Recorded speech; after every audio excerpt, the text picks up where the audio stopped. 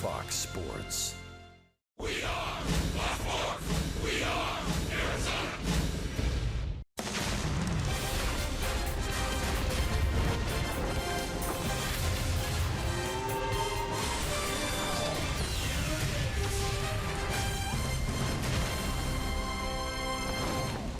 We're in San Diego, our last look at the Padres this year. D-backs looking for a win in the series finale tonight. Only 10 games left to go.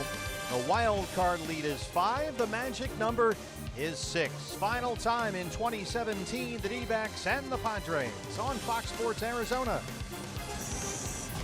Good evening from Petco Park and welcome to the broadcast. Steve Berthiaume and Bob Brenly along the way. The fight for postseason has us looking at the Padres for the final time this year.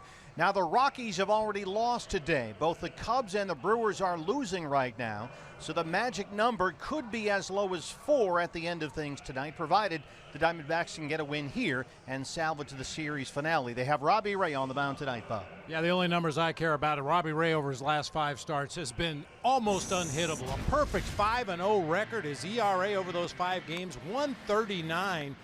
55 strikeouts in 32 and a third innings pitched. He faced these Padres 2 starts ago, held them to 2 runs on 4 hits over 6 innings, and punched out 12 Padres in that game. Well, we may see a whole bunch of strikeouts tonight because going for San Diego, Dinelson Lamet, this guy is really good. Now, he's had no run support, so we've taken the wins and losses out of his last 10 starts. Look at these numbers, very impressive. Crazy good numbers. If he was getting any offensive support at all from the Padres, he'd be a name that would roll right off your tongue, but as it is, people outside of the San Diego area don't know who this guy is. Well, he's a handful, and he is up against the Diamondbacks tonight and Robbie Ray. First pitch from Petco Park coming up on Fox Sports Arizona. Diamondbacks baseball on Fox Sports Arizona is brought to you by Gila River Casinos. Earn rewards 10 times faster than ever before with the card by Gila River Casinos.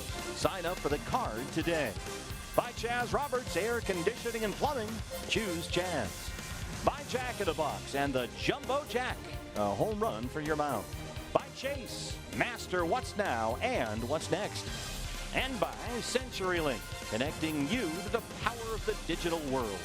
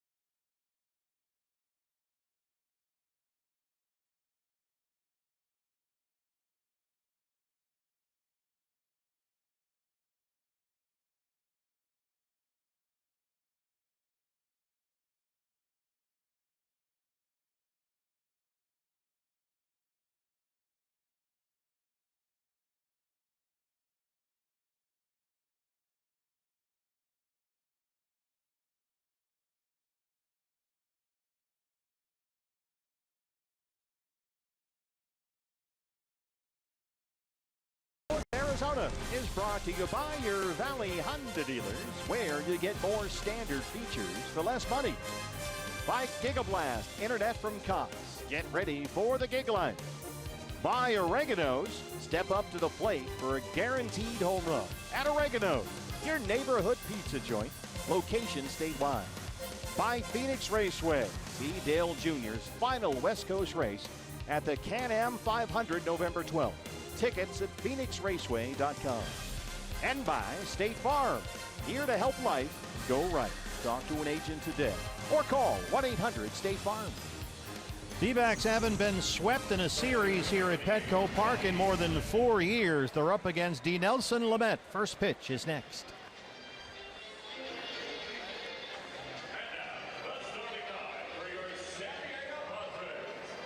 Your San Diego Padres. Woo-hoo! He's feeling strong, he's feeling good, and all of these young guys are...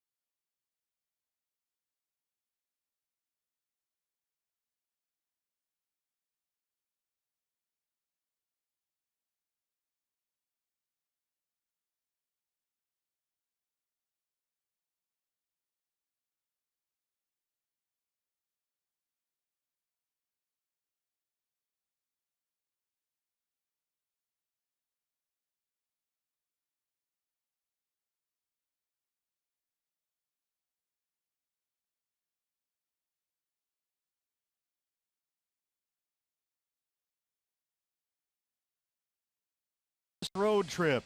Just 11 runs in 5 games, hoping to turn that around on a pleasant night here in San Diego. Steve Berthew, Bob Brenly, and Todd Walsh with you as we finish up this road trip and this series at Petco Park. And our Valley Chevy dealers lineup looks like this. Perfect night to score some runs here at Petco Park. David Peralta back in that leadoff spot in left field. Ketel Marte will be at shortstop. Paul Goldschmidt at first base. J.D. Martinez out in right field. Daniel Descalso getting the start at second base against a right-hander. Jake Lamb will be at third. A.J. Pollock out in center field hitting seventh tonight. Chris Herman doing the catching for left-hander Robbie Ray. Ram truck starter for the Padres, Dinelson Lamet, 25-year-old rookie right-hander, 7-7, 4.15. Forget about those numbers. He's pitched much better lately. A very hard thrower, averaging 11 strikeouts for every 9 innings pitched. Yeah, basically a two-pitch guy, fastball, slider, very similar to Robbie Ray in that regard. Both guys like their fastball, throw it in the upper 90s. Both have very hard wipeout sliders. Lamet also throws an occasional changeup, but should see a lot of fastballs and sliders tonight. Nationwide Vision Center gives us a peek at the Padres defense. Our first look at Jabari Blash in this series. He'll be out in left field tonight. Manuel Margot in center. Hunter Renfroe over in right field. It'll be Villanueva, Ibar, Solarte, and Myers third to first across the Padres infield. Rocky Gale, great name, doing the catching tonight for Dinelson Lamet.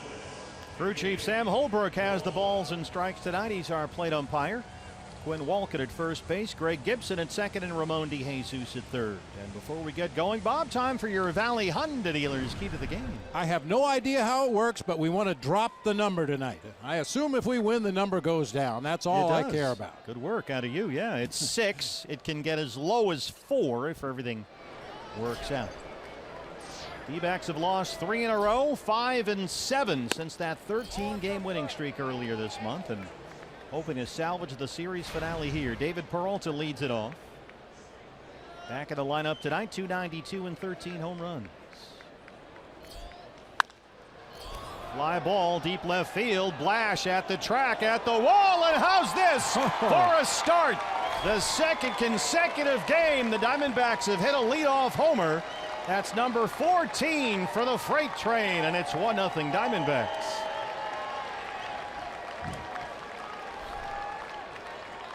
Don't stop now. Unfortunately, the Diamondbacks offense kind of went into snooze after the leadoff homer by A.J. Pollock last night. David Peralta gets a fastball up and out over the plate and drives it out of here to the opposite field. Blash, a big guy out there in left field, was going to try to make a leaping attempt, but way over his head. Jumbo Jack, free Jumbo Jack tomorrow at Jack in the Box for the purchase of a large drink. Here's Ketel Marte. Boy, Dinelson Lamet had given up only 3 home runs in his previous 59 innings. But the first batter of the ball game takes him deep, and it's 1-0. Marte hits it hard right at Ibar, the shortstop. Low throw, Myers has it, 1 away.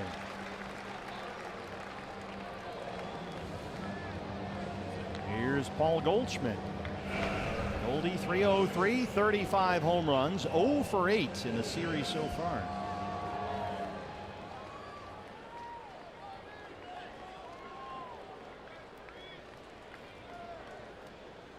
I didn't notice who was the first person to greet David when he got back to the dugout. You know, I was just thinking that. We'll have to check our security cameras for the ongoing drama. How about this? The ball off the bat of David Peralta that got out of here to left field, 98 miles per hour. The ground ball to shortstop by Ketel Marte, 107 miles an hour. Right at Eric Ibar. Peralta sliced it just fair inside the left field foul pole. Goldie quickly down 0-2.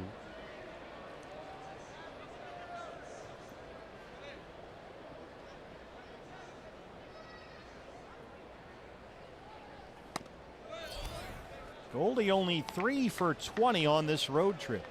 He's been quiet lately. Did have a home run in San Francisco on Saturday.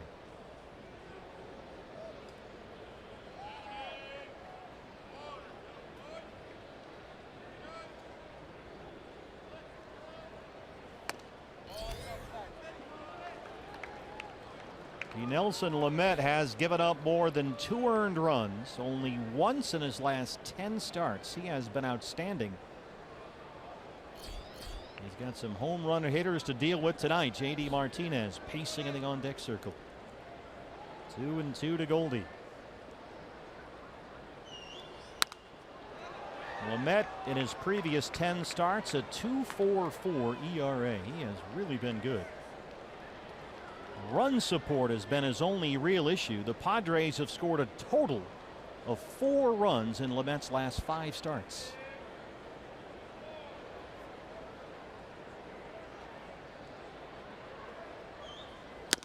He strikes out Goldie. There's that hard slider, 2 down.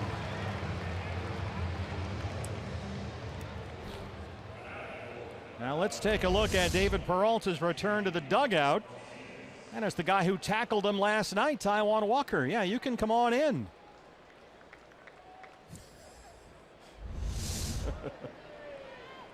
It's like a soap opera over there.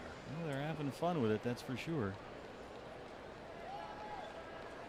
I think they just enjoy having one up on David Peralta.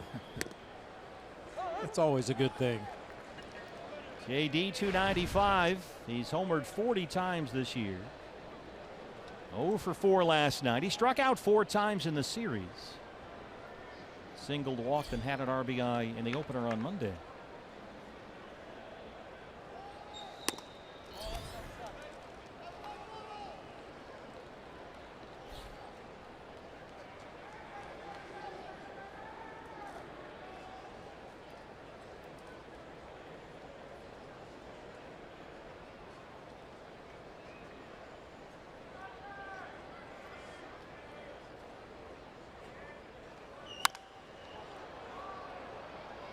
Toward the right field corner and out of play. Diamondbacks right now holding a 5-game lead over the Rockies for the first National League wild card and the right to host the wild card game.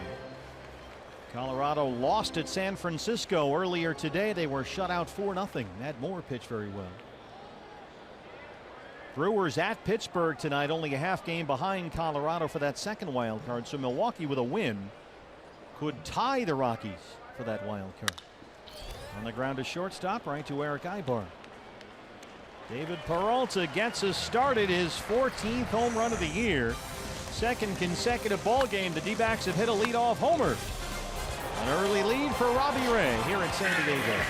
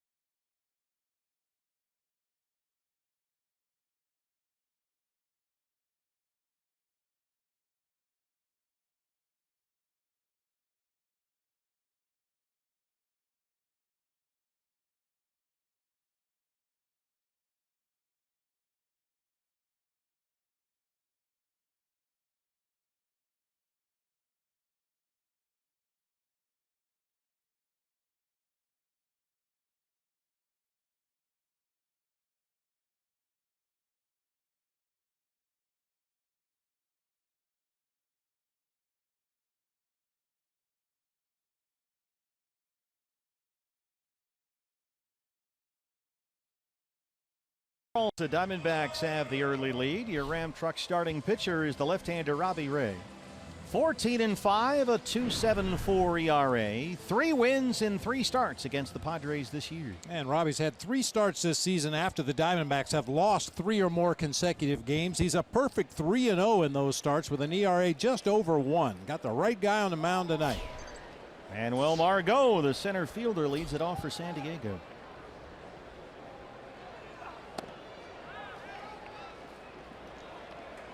Margot, 3 hits and a walk in the series. He's scored twice. 268, 13 home runs.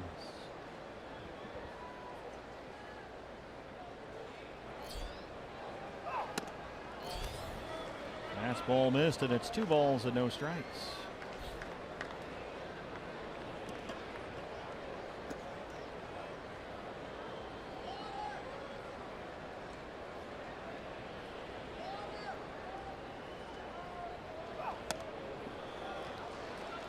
Andy Green asked last night about Robbie Ray tonight, and Greeny said, look, not rocket science, figuring out that nobody is hitting Robbie Ray's fastball at the top of the zone like the one he just threw. So he believes the key for his hitters tonight, force the fastball down, just try to put it in play. And he walks Margot to lead it off. Valley Chevy Dealers has a look at the Padres lineup tonight. And while Margot leads it off with a base on balls, he'll be out in center field. Eric Ibar at shortstop. Will Myers at first base. Hunter Renfroe out in right field. Jan Hervey Solarte all over the diamond at second base tonight. Jabari Blash in left field. Christian Villanueva at third base. Rocky Gale doing the catching for right-hander Denilson Lamet. So Margot did exactly what his skipper was hoping for. Lay off those high heaters. A leadoff walk for Ibar, the shortstop.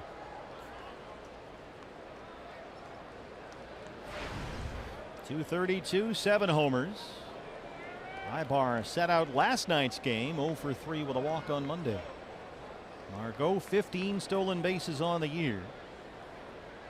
Stole second in the first inning last night.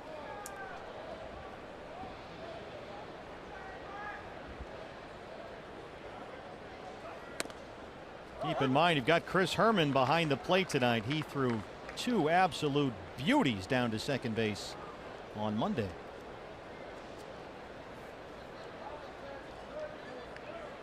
Now, on one of them, he had no business throwing out the runner at second base. Jimmy Sherfy's time to home plate was 1.8, and Chris Herman still threw a rocket down to second base for the out. Yeah, threw out Caesar trying to steal second in the second inning, and threw out Ibar trying to steal second in the seventh. How about this, partner? That David Peralta home run to lead off the ball game for the D-backs tonight. Their 33rd first inning home run this year, the most in the majors. Shock and awe. Shock and awe. 0-2. Well, there hasn't been a lot of shock. Maybe some, well, not much awe. I don't know. Something's missing anyway. The offense has been quiet. Only 11 runs in 5 games on this road trip. Trying to figure it out tonight.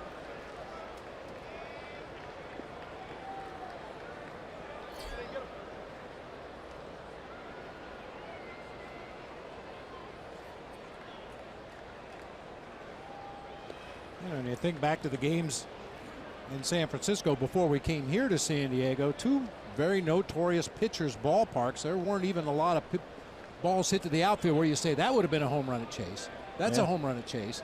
They haven't even been driving the ball to the nether reaches of the outfield.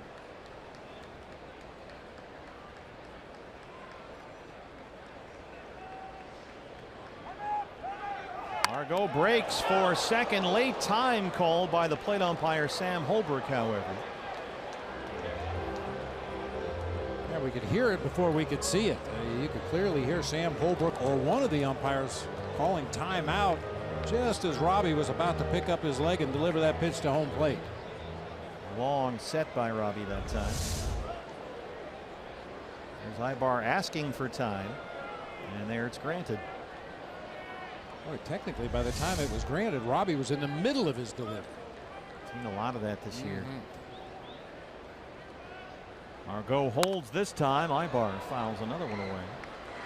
Slider from Robbie Ray. Ibar, a switch hitter. He's only about 220 right-handed this year. He's 50 points better from the left-hand side, which is where most of his power is. So this is advantage Diamondbacks right here. Although Ibar, for whatever reason, is always a tough out for the D-backs. Goldie's got that one.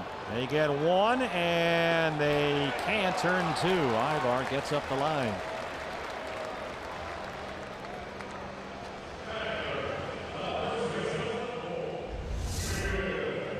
Tough double play to turn with a couple of speedy runners. Goldie gets that ball to the inside of the bag down there. Nice job, I think, by Ketel Marte staying on the base. And then the relay throw to first appeared to be just a tad late.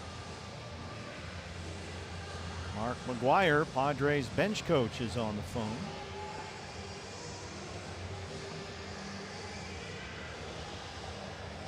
Play on, says Andy Green. Now, unfortunately, Goldie's throw is to the infield side of the bag down there. That kind of breaks the rhythm of a potential double play when Marte has to stretch the way he does to get to that ball. And then it takes him a little while to gather and throw to first base, and that was the difference in the play over there at first.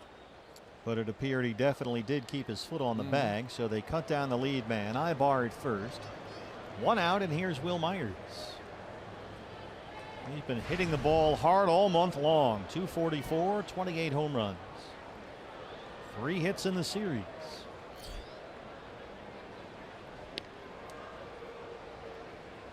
Myers has doubled twice, scored twice, knocked in a run in the first 2 games this year. He just missed a line drive home run in the first inning last night. Hit it high off the wall and left.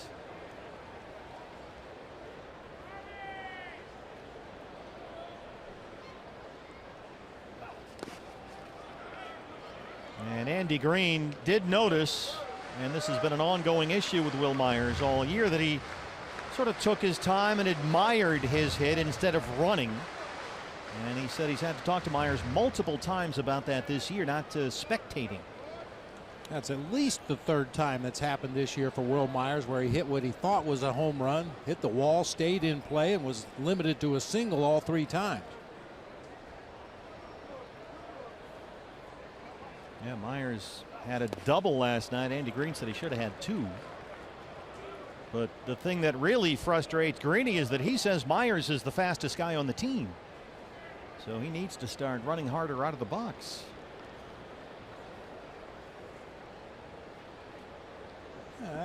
Especially when you consider there's highlight shows on, there's regional sports networks. Yeah, you can see highlights if you hit it out of the ballpark. You can watch it all night long. While you're in the moment, play the game. 2-0. Slider missed, and Robbie's behind 3 balls and no strikes. He's already walked 1 in the inning. On a Renfroe, and dangerous power hitter against lefties on deck.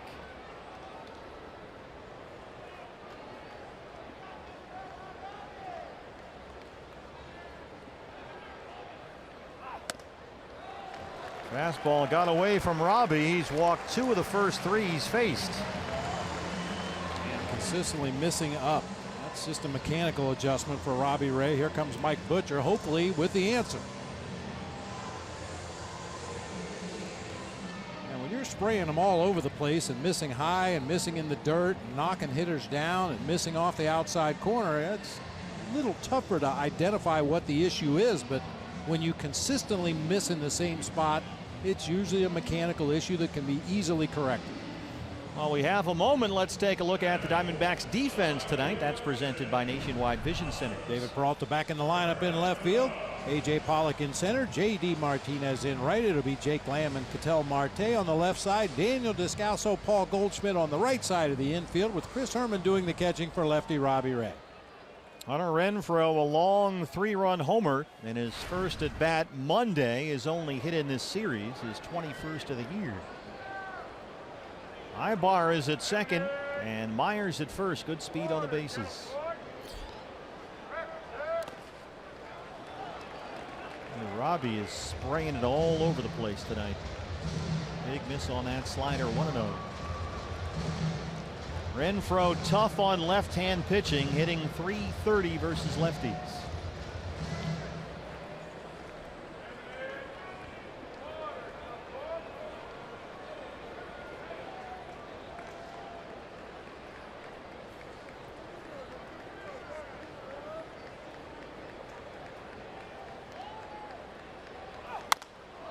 Drives this deep to center field. A.J. Pollock broke back, comes in. Ibar at second will stay right there. And that's allowed, out number 2.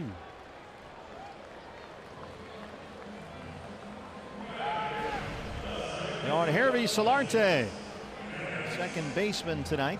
251, 17 home runs. Single last night, his only hit in the series.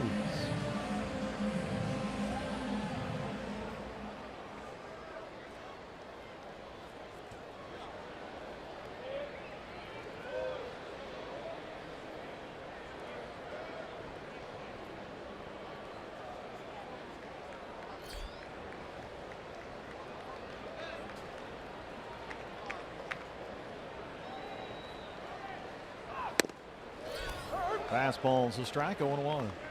Solarte, a switch hitter. 207 right-handed. He's about 270 left-handed. That's where all his power is. Only 2 homers from the right side of the plate this year.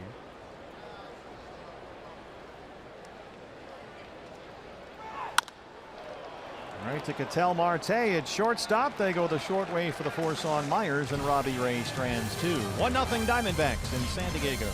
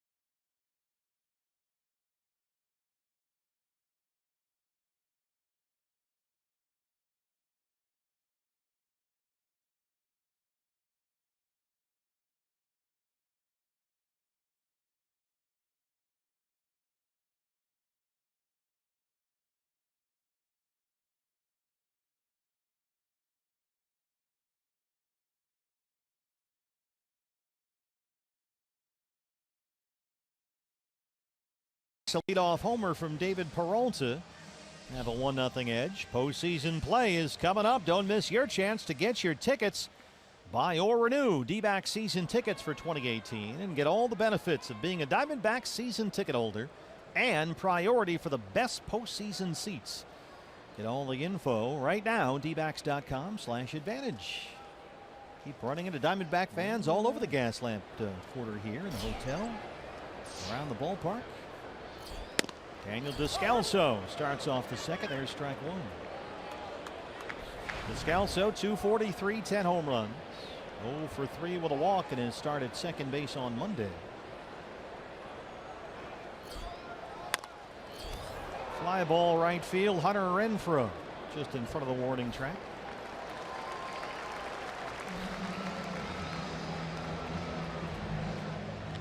And now a chance for Jake Lamb. Jake 1 for 4 Monday. I'm just going to say at this point of the season, every at bat is an opportunity for Jake Lamb to turn it around. He's really been scuffling here in the second half of the season. He's had some opportunities to blow a few games wide open recently. Hasn't been able to come up with that big knock, but it all starts right here. Shift is on for the Padres.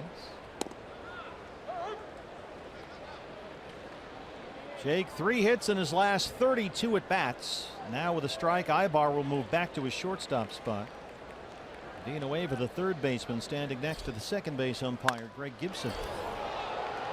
Fly ball deep center. Manuel Margot at the wall, and there it goes. Jake Lamb, his first home run since August 20th, and it's 2-0 D-backs.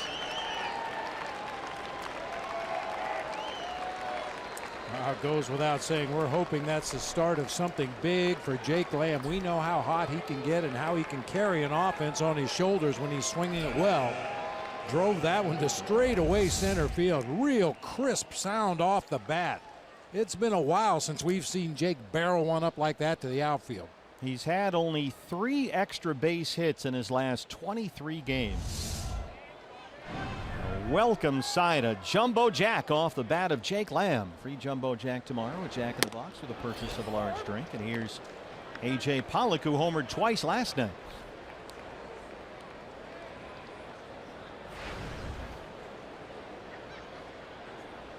Diamondbacks get exponentially more dangerous when Jake Lamb heats up. They have needed his bat. AJ's turned it around. Hopefully Jake will be able to follow. Last night, AJ's second career multi-homer game. And his first in almost 5 years. This was last night. He led off the ball game with a home run off Travis Wood. And then in the 6th, hit another one.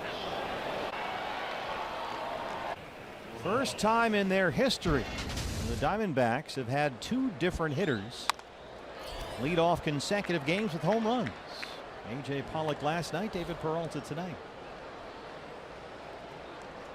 And for obvious reasons, the Diamondbacks are going to need Jake Lamb to be a dangerous hitter from this point forward. Yeah, you look at the lineup, David Peralta, good hitter, left-handed bat, but not really a power threat. Not the kind of guy you're worried about hitting a 3-run home run to blow a game wide open. Daniel Descalso, solid player, solid hitter, but not really a power hitter. Jake Lamb can be that guy. Sure. Teams decide they don't want to pitch to Martinez and Goldschmidt, A.J. Pollock. At some point, you're going to bump up against Jake Lamb. If he's swinging it well, he can do a lot of damage. Jake hitting 195 since the All-Star break. 3-2 to Pollock. On the ground to shortstop. Ibar charges. Throws him out, 2 down.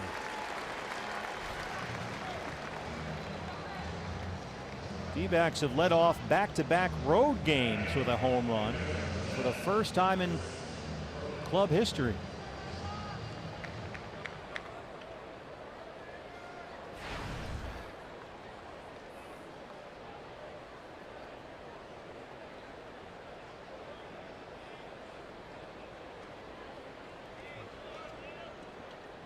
Chris Herman, the catcher. Padres have the shift on.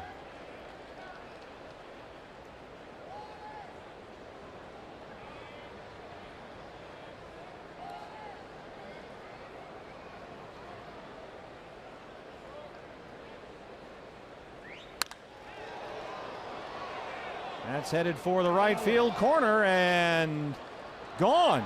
No, it's in play. Where is it? Well, the umpire down there, Quinn Walcott, peering down the line, waited a long time to signal fair or foul.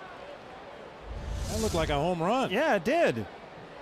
It bounced off something in there. Behind the pole, it disappears from view. Now the umpires are all huddled together to try and see who had that. Chris Herman still standing at second base. It sure looked like it was gone. Waiting for Quinn Walcott to signal, and he never did. Finally just signaled fair.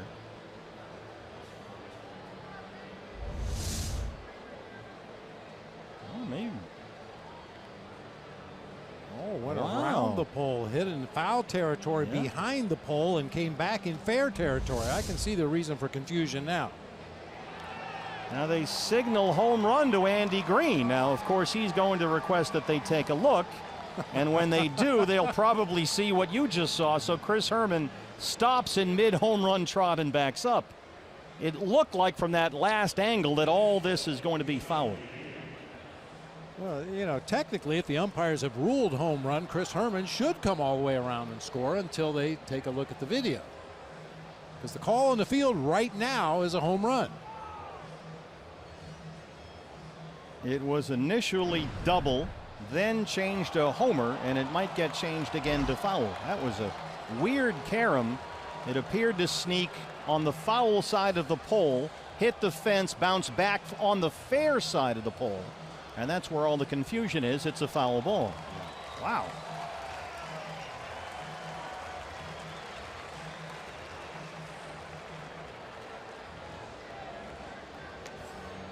What a bizarre carom. I think, you know, from our vantage point here, I saw the ball come back in fair territory on the good side of the pole, and I just assumed it hit the fence up there above the yellow stripe and came back into play, but you could clearly see on the replay went in foul territory behind the pole and came back in fair territory on the other side of the pole. Disappeared behind the foul pole there for an instant or two, and nobody could see anything. So it's a 1-1 count on Chris Herman. Bases empty, 2 outs.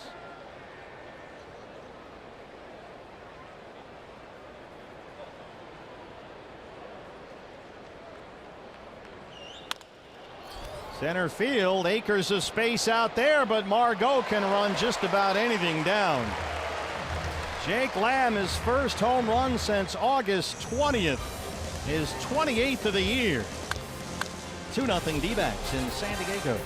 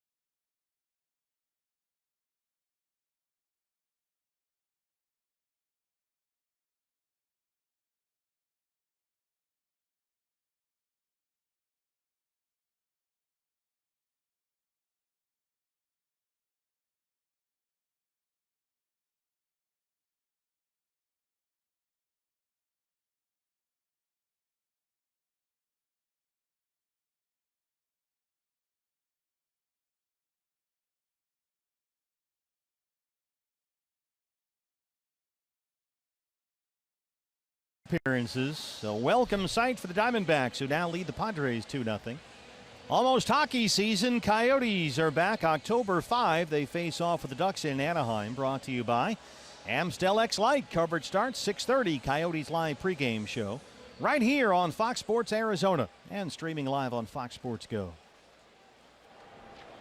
Just a foul ball for Chris Herman. And now Jabari Blash leads off the San Diego second. Andy Green has got some big right-hand thumpers in there against Robbie Ray tonight. First appearance in the series for Jabari Blash. 209, 5 home runs.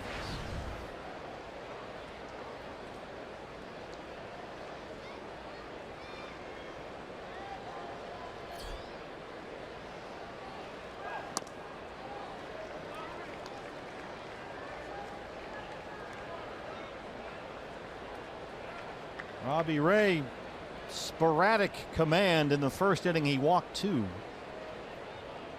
Was able to strand 2 base runners to win the bottom of the first. Well, there it is. Didn't take long. Chris Herman's back there. You mentioned it last night. We ran into him in the tunnel yesterday when we went down to talk to Torey Lovullo, and I asked him, "You want me to smack you in the back of the head to wake you up before you get out there? Because it's going to happen." It's just remarkable how often Chris Herman and Chris Iannetta have taken shots either with foul tips or back swings, whatever it might be. He's taken a beating this year. It's funny, he had the same smile on his face in that moment that he did just a second ago. He said, "Hey, that's what we signed up for, right, Bob?" Yep. Good slider from Robbie Ray. It's 2-2. Blash has a whole bunch of swing and miss. Christian Villanueva, the third baseman, on deck.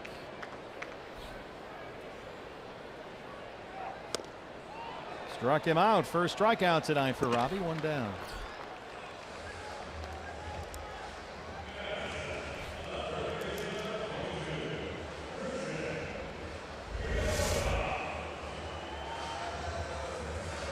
Slider a little more up than Robbie would like it right there. We got the desired result, the swing and a miss from Blash. Christian Villanueva 0 for 4 in the series to begin his major league career. Called up Monday from AAA El Paso.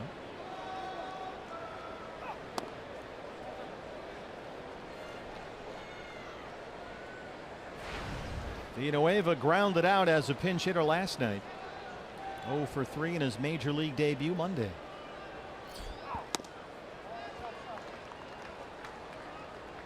Fastball command has not been there for Robbie so far. He's behind 2-0.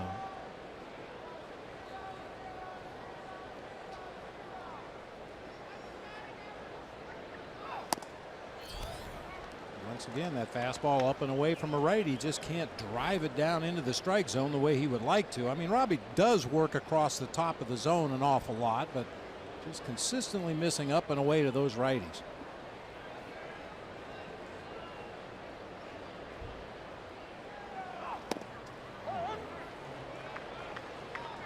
You hear pitchers and pitching coaches talk about guys that get the ball going downhill. That's what Robbie needs to do to get back into that strike zone. Just really focus on pounding the bottom of the knees for a batter or two, and once you find the good release point, then it opens up the whole strike zone. Full count, 3-2.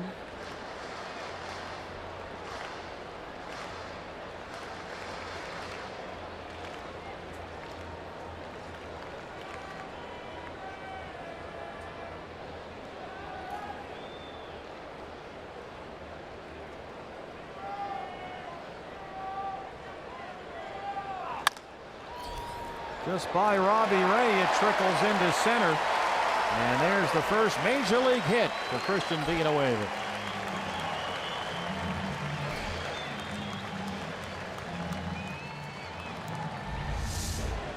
Well, congratulations to Christian Villanueva. Now don't do it again.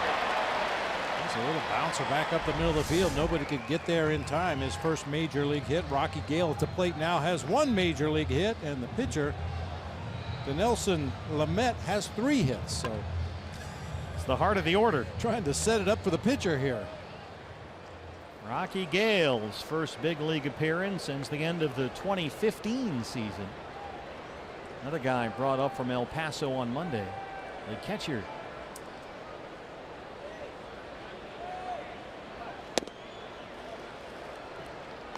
First pitch slider missed, 1-0.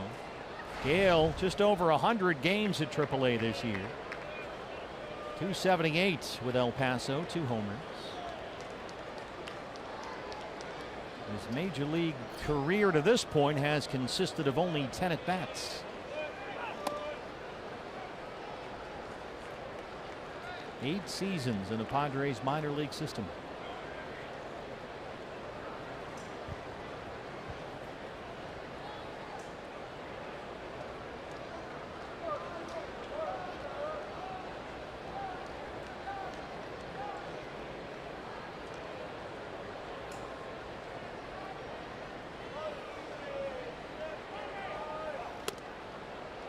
There's a fastball for a strike, 2-1.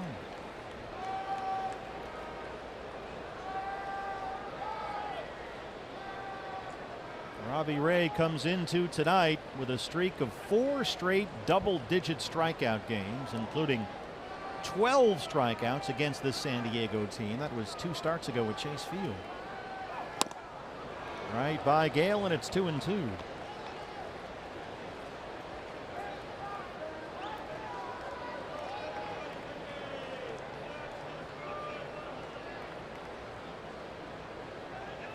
Robbie 3-0 in 3 starts against the Padres this year. Dinelson Lamet, the pitcher, on deck.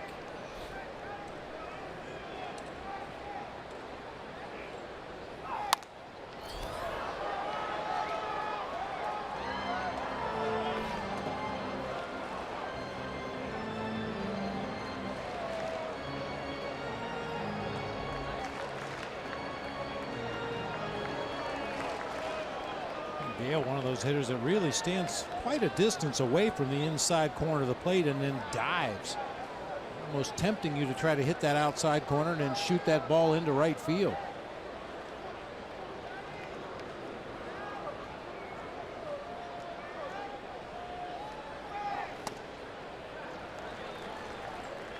Slider got away from Robbie, and it's full 3-2. Back-to-back full counts. He's walked 2 in the ball game already.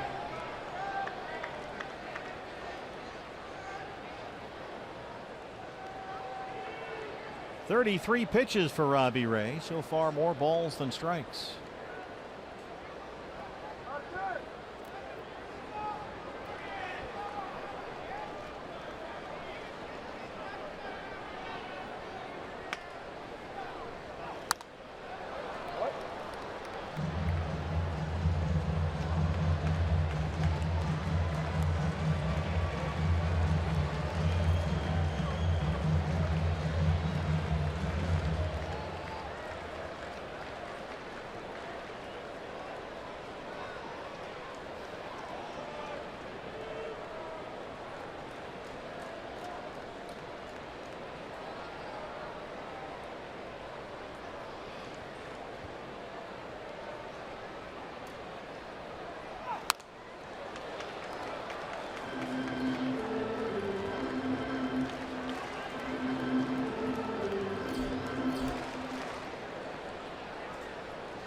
We mentioned Villanueva getting his first major league hit. Rocky Gale will get his career underway here very late, and met the pitcher with 3 hits.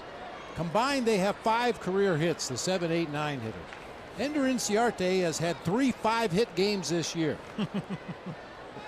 One more time on 3-2 to the Padre catcher.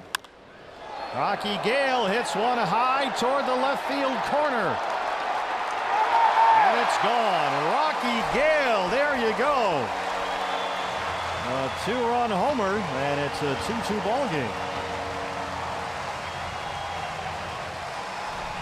His second major league hit.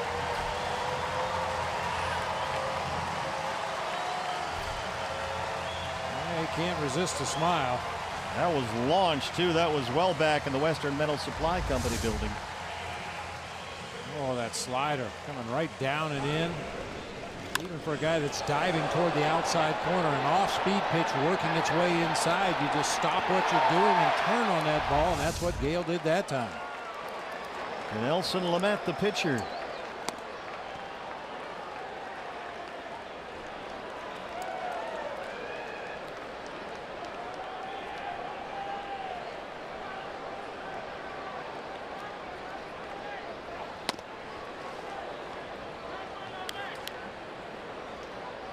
So in back-to-back at bats, Christian Villanueva gets his first career big league hit, and Rocky Gale hits his first career big league home run, and we are tied at 2 as Lamet strikes out.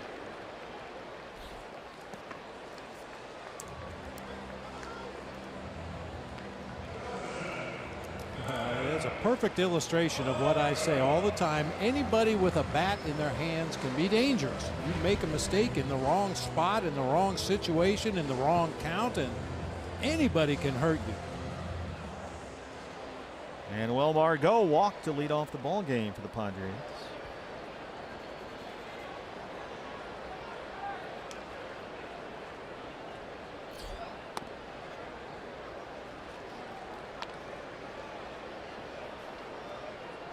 This is the way Zach Godley's start went last night here. Just struggled from the very first batter of the ball game. And Robbie has just not looked to be himself out there so far tonight. Fastball command isn't there. He's left some sliders up. Behind on Margot, 2-0.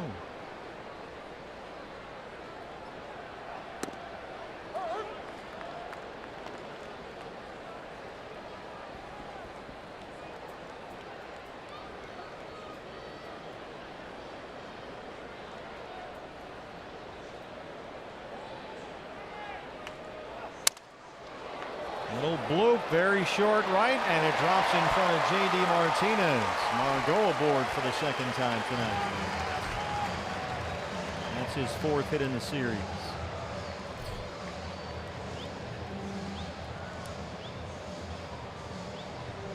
Eric Ibar.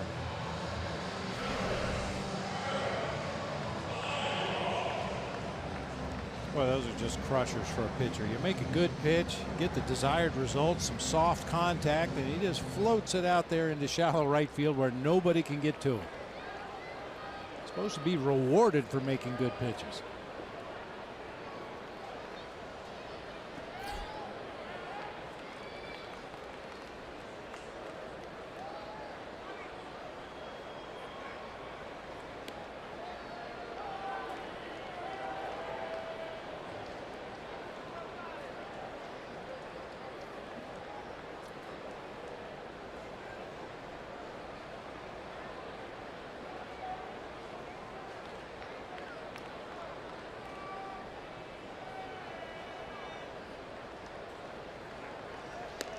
Dodgers have come back to tie the Phillies 5-5, 8th inning in Philadelphia.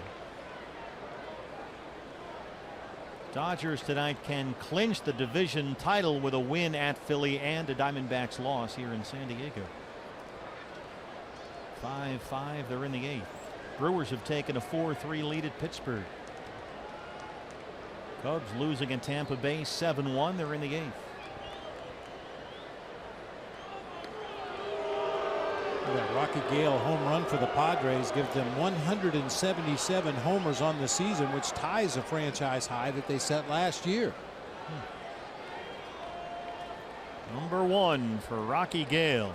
Waited a long time. 29-year-old.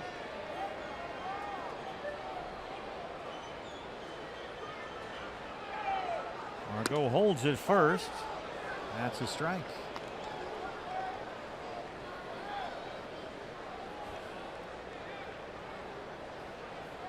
Ibar having a friendly chat with Sam Holbrook back there. I was just thinking the same thing. You can argue a strike call as long as you have a smile on your face.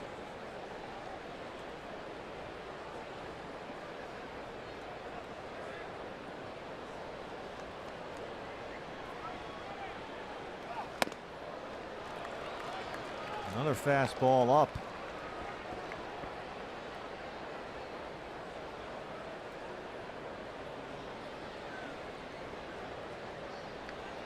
45 pitches, still trying to get out of this second inning.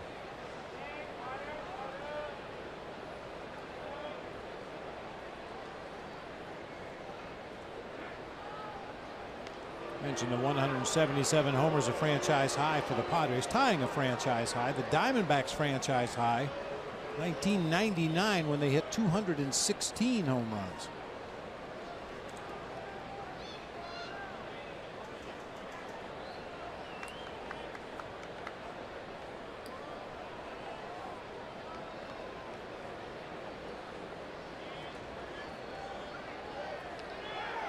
Margot takes off. Lamb at third, sets long throw, and they retire Ibar. But Villanueva gets his first big league hit. Rocky Gale his first big league homer. We're tied at 2.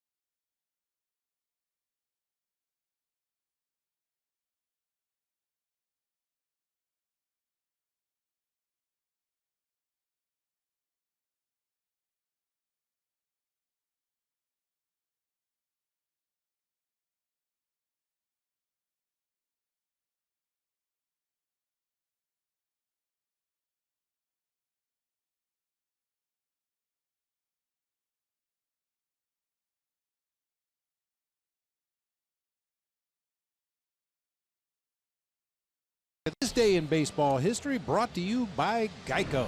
We go back to the 1986 season. Tony Gwynn becomes only the 5th player since 1900 to steal 5 bases in a game. Padres dropped that one 10-6 to the Astros that night. Now, Tony Gwynn was a good base stealer. He had a season of 56, 40, 37, 33. But as his career went on, he became more of a focused hitter, and the stolen bases kind of dwindled a little bit towards the end of his career. But I'll tell you, in his heyday, he was about as close to a 5-tool player as there was. He could have hit for more power if he chose to, but .338 lifetime batting average speaks for itself. And a good basketball player in college. Won some gold gloves after coming up as a defensive liability. Worked very hard to become a good outfielder. I think he won 5 gold gloves as a right fielder. Robbie Ray leads off the Diamondback third against Nelson Lamet.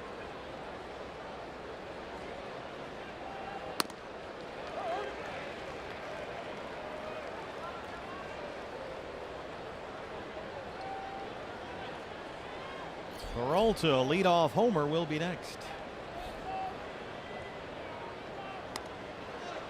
David homered to lead off the ball game. Jake Lamb homered in the second. D-backs had a 2-0 lead. Rocky Gale, a 2-run homer in the bottom of the second, has tied it at 2.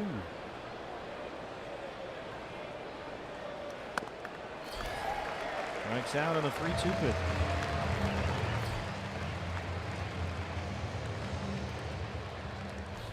Our Cox high-speed highlights. A.J. Pollock led off last night's game of the home run. David Peralta did it tonight. David's 14th of the year. First time ever the Diamondbacks have led off back-to-back road games with a home run.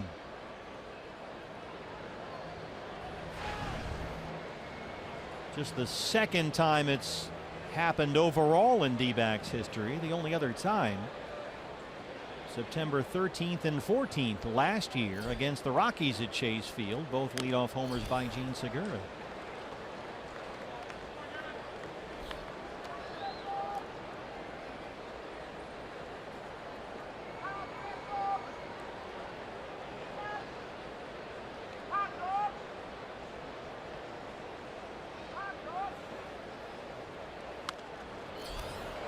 David back in the lineup after sitting out last night. Right quad tightness took him out of Monday's game. Said he felt it running to first base in the third inning, then again making a sliding stop in left center in the fifth. And so they got him out of there as a precaution. He sat out last night. Little tapper to shortstop. Ibar's got it 2 down.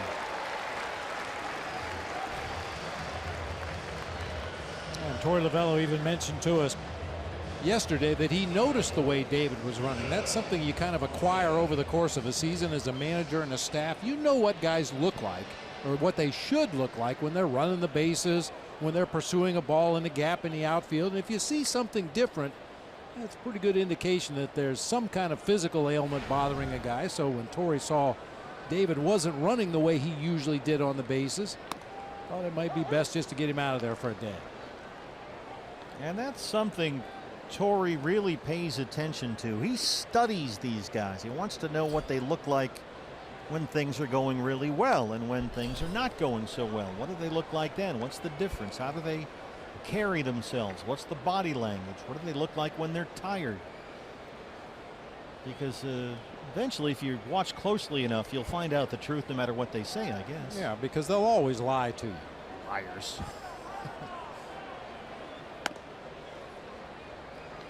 So he really does make a study of body language and that kind of thing.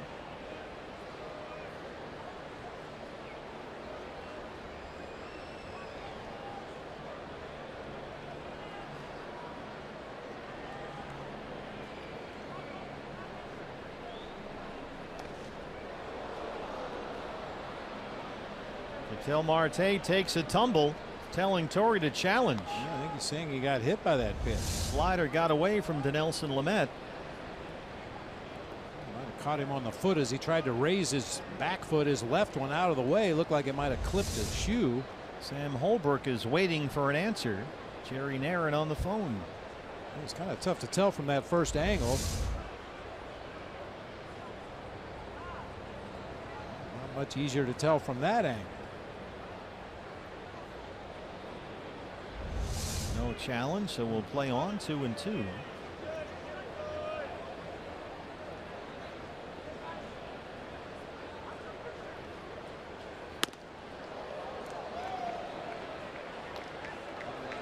Lamet throws that hard slider again. It's full 3-2. Goldie on deck.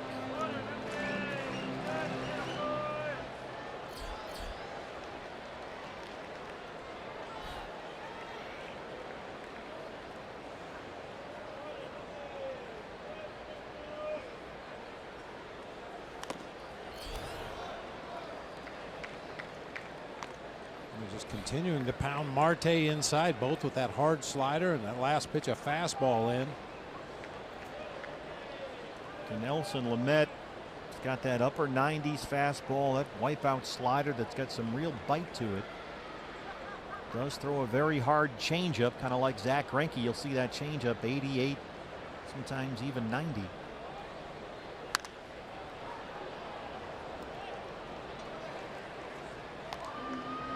He's got really hard stuff, so Andy Green wants him always trying to be aggressive and attack the zone, come right at these guys, because he's got the stuff to do it. Get ahead and count hard fastballs and just go after guys with sliders, changeups.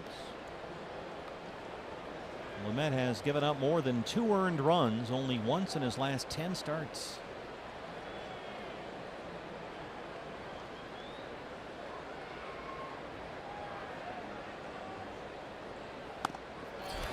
Goes to that hard fastball, strikes out Ketel Marte. 3 strikeouts for Lamet. He set down 5 in a row.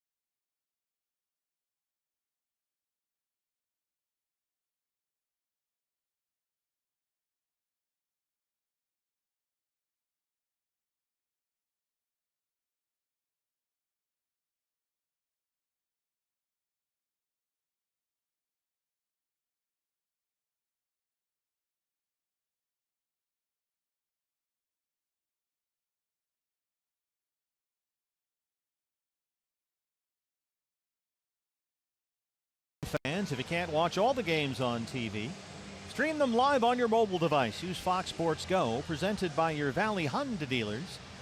Download the free app and take Fox Sports Arizona and the D-backs with you wherever you go.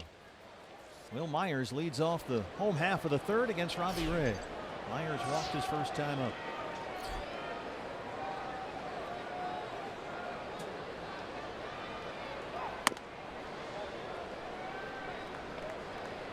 Robbie has not been able to throw that fastball for strikes today.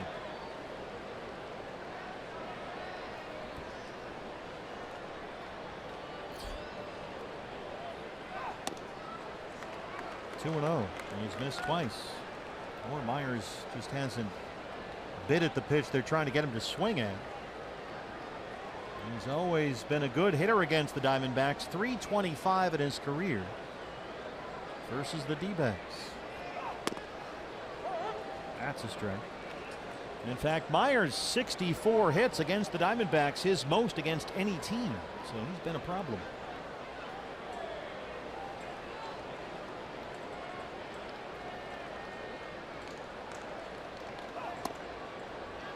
Another one slipped away. 3-1.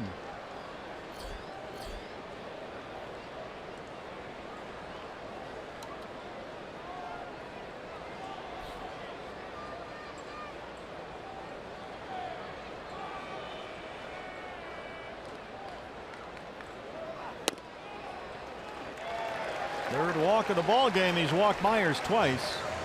Leadoff man's aboard in the third for Hunter Renfroe.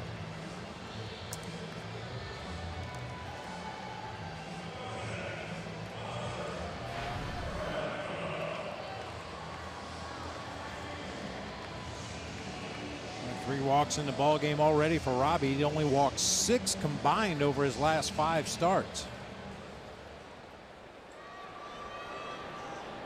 Renfroe flied out to center his first time up. Myers 20 stolen bases. He's been caught 6 times. Renfroe blasts one to left field. Peralta backing up, and it's gone. Hunter Renfroe, a 2-run homer, and it's 4-2 San Diego. His second home run in the series and his 22nd on the year.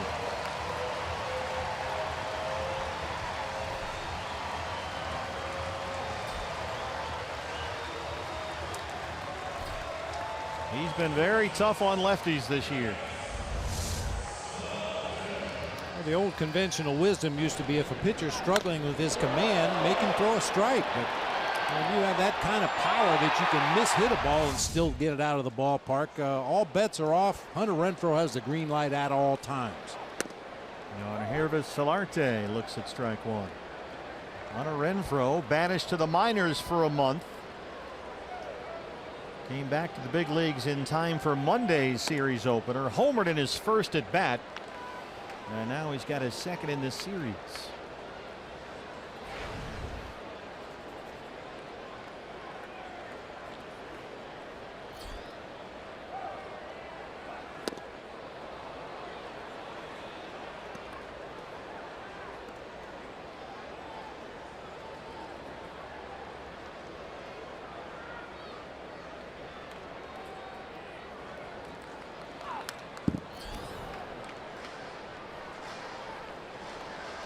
Well, we've not yet completed 3 innings here at Petco Park. We've already seen 4 home runs. I think Chris Herman got hit with a backswing again. Negotiating with Solarte here as to where he can stand in the batter's box. I think Chris is not joking around here. This is happening a lot. Yeah, I mean, he was actually pulling his left hand, the glove hand, back toward his chest when he got hit. It's not like he's extending his arm out there into the danger zone. That's just a long backswing by Solarte.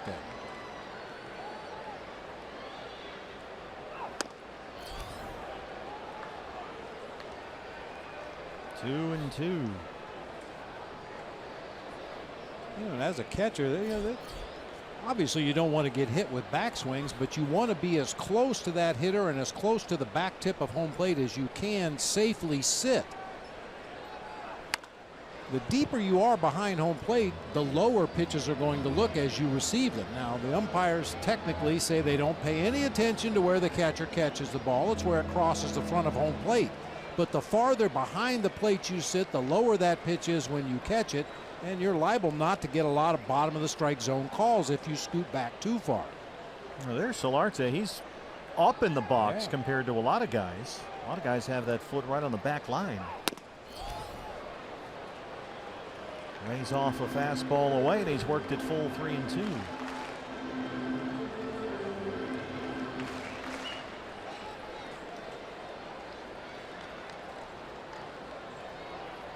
Robbie on pace so far for more than 20 pitches in every inning.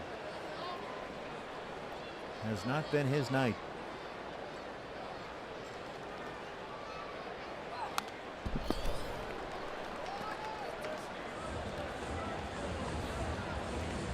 Remember that at bat that Yangervis Solarte had in the first inning Monday ahead of Hunter Renfroe, where he just wore out Patrick Corbin, fouled off 5 consecutive pitches. Some pretty good sliders. Finally worked a walk, and then Renfroe, the next batter, blasted a 3-run homer to center. Solarte having another type of at bat like that right here. And Robbie finally wears him down with a fastball. Herman hangs on. Third strikeout for Robbie Ray. Well located fastball that time, right out there, outside corner at the knees. Solarte with a very awkward swing for strike 3 that time. Jabari Blash, a strikeout victim his first time. Now here's another guy that might have a big backswing. He's a long, lanky guy at 6'5". Takes some big cuts.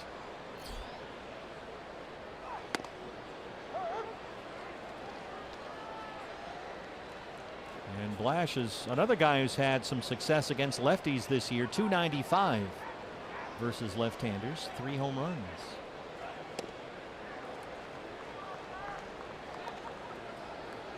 Swing and a miss at the slider, and it's 0-2.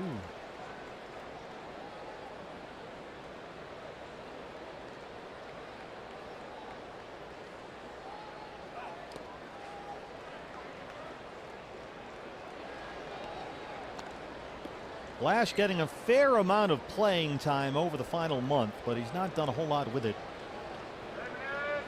Hitting under 160 in September, 1 extra base hit.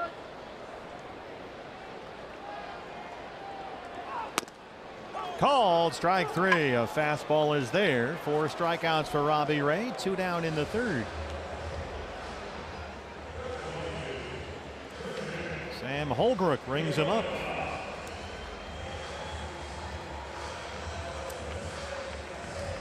Christian Villanueva's first major league hit. His last time up a single came home on Rocky Gales. First major league home run.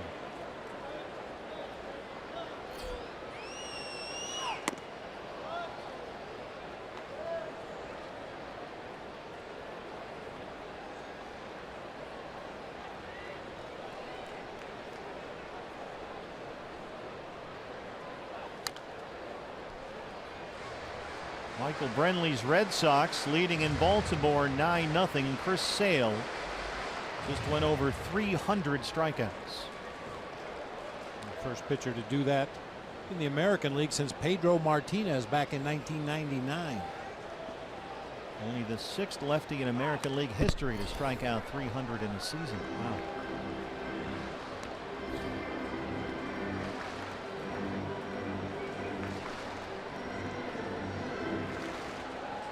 Dodgers trailing in Philadelphia 7-5. Cubs have lost at Tampa Bay, so that affects the Diamondbacks' magic number. 8-1 the final.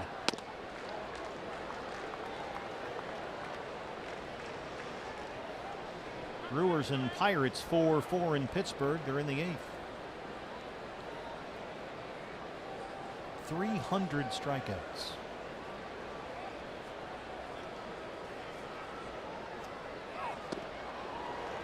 Three strikeouts in a row for Robbie Ray following the Renfroe homer, but the Diamondbacks trail it 4-2.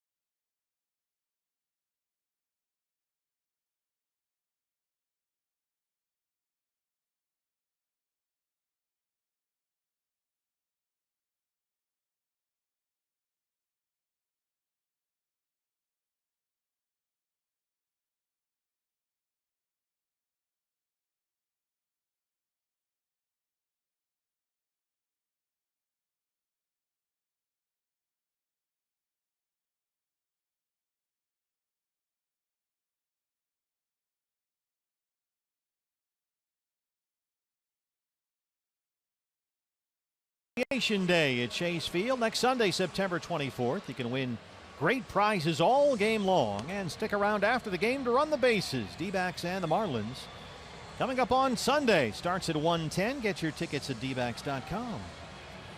That series against Giancarlo Stanton, who hit number 56 today for the Marlins, by the way, begins Friday night at Chase Field.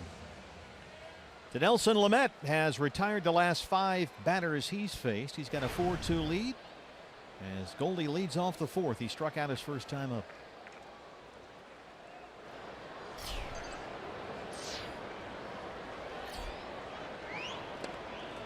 This is a game the Diamondbacks would really like to have.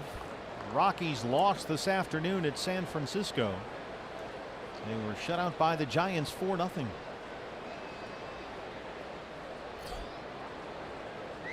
So right now the Diamondbacks lead over Colorado for the right to host the National League Wild Card game is 5. Brandon Crawford had a homer in that game for the Giants. Matt Moore 6 scoreless innings.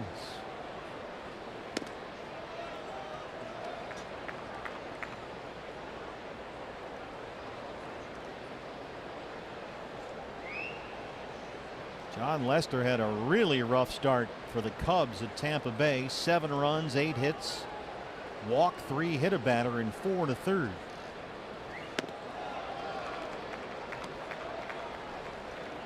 Cubs lost to the Rays 8-1. I'm not sure about that Cubs pitching. Lester went 4 1/3, did not have a strikeout, by the way.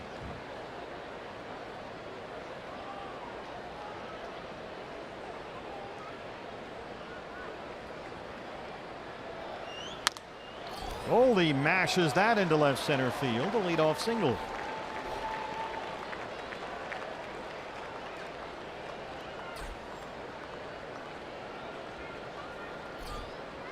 First hit for the Diamondbacks tonight. That was not a home run. Here's J.D. Martinez.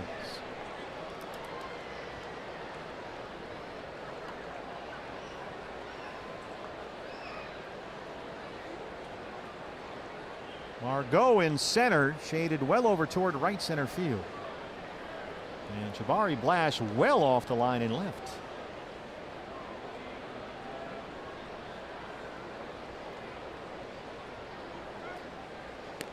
The defensive alignment like this, you would have to assume that Lamet's going to try to work him hard away, fastballs away, hard sliders away, stay away from off-speed pitches, where JD might get out in front and take advantage of this opposite field shift.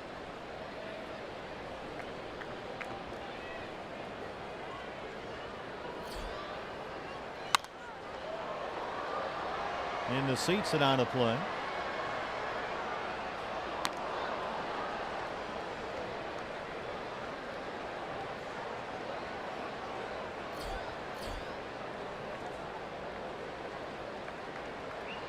All the Diamondbacks offense so far, solo homers. Peralta a leadoff home run.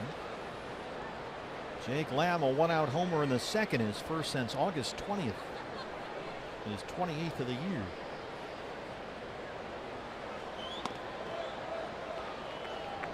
Tried to drop that slider in there but missed. It's 1-1.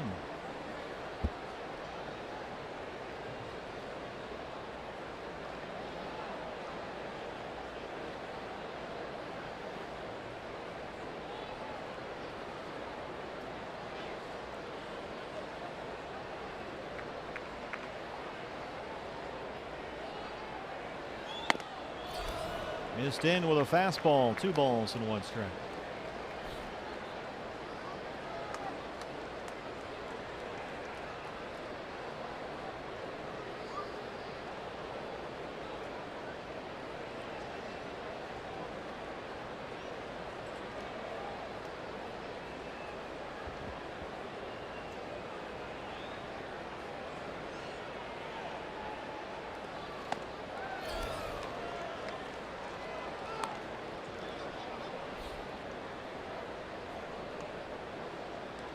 Descalso waiting his turn. He flied out his first time up. Well, this should be some kind of a swing from J.D. Martinez if Lamet gets that ball close to the strike zone. Favorable hitters count. Guy that likes his fastball. Swings at the 3-1 off the mound. Ibar, Solarte for 1, and they turn the double play. Just a slow bouncing ball that went over the mound, but close enough for Ibar to start the 6-4-3. Thought he might try to take it himself right there, but shovels on to Solarte, who completes the double play on to Will Myers that time. Just kind of smothered that fastball into the ground and grounds into the double play. That was a problem for the Diamondbacks last night as Travis Wood induced 3 ground ball double plays in his 6 innings of work. Base is empty, 2 down for Descalso.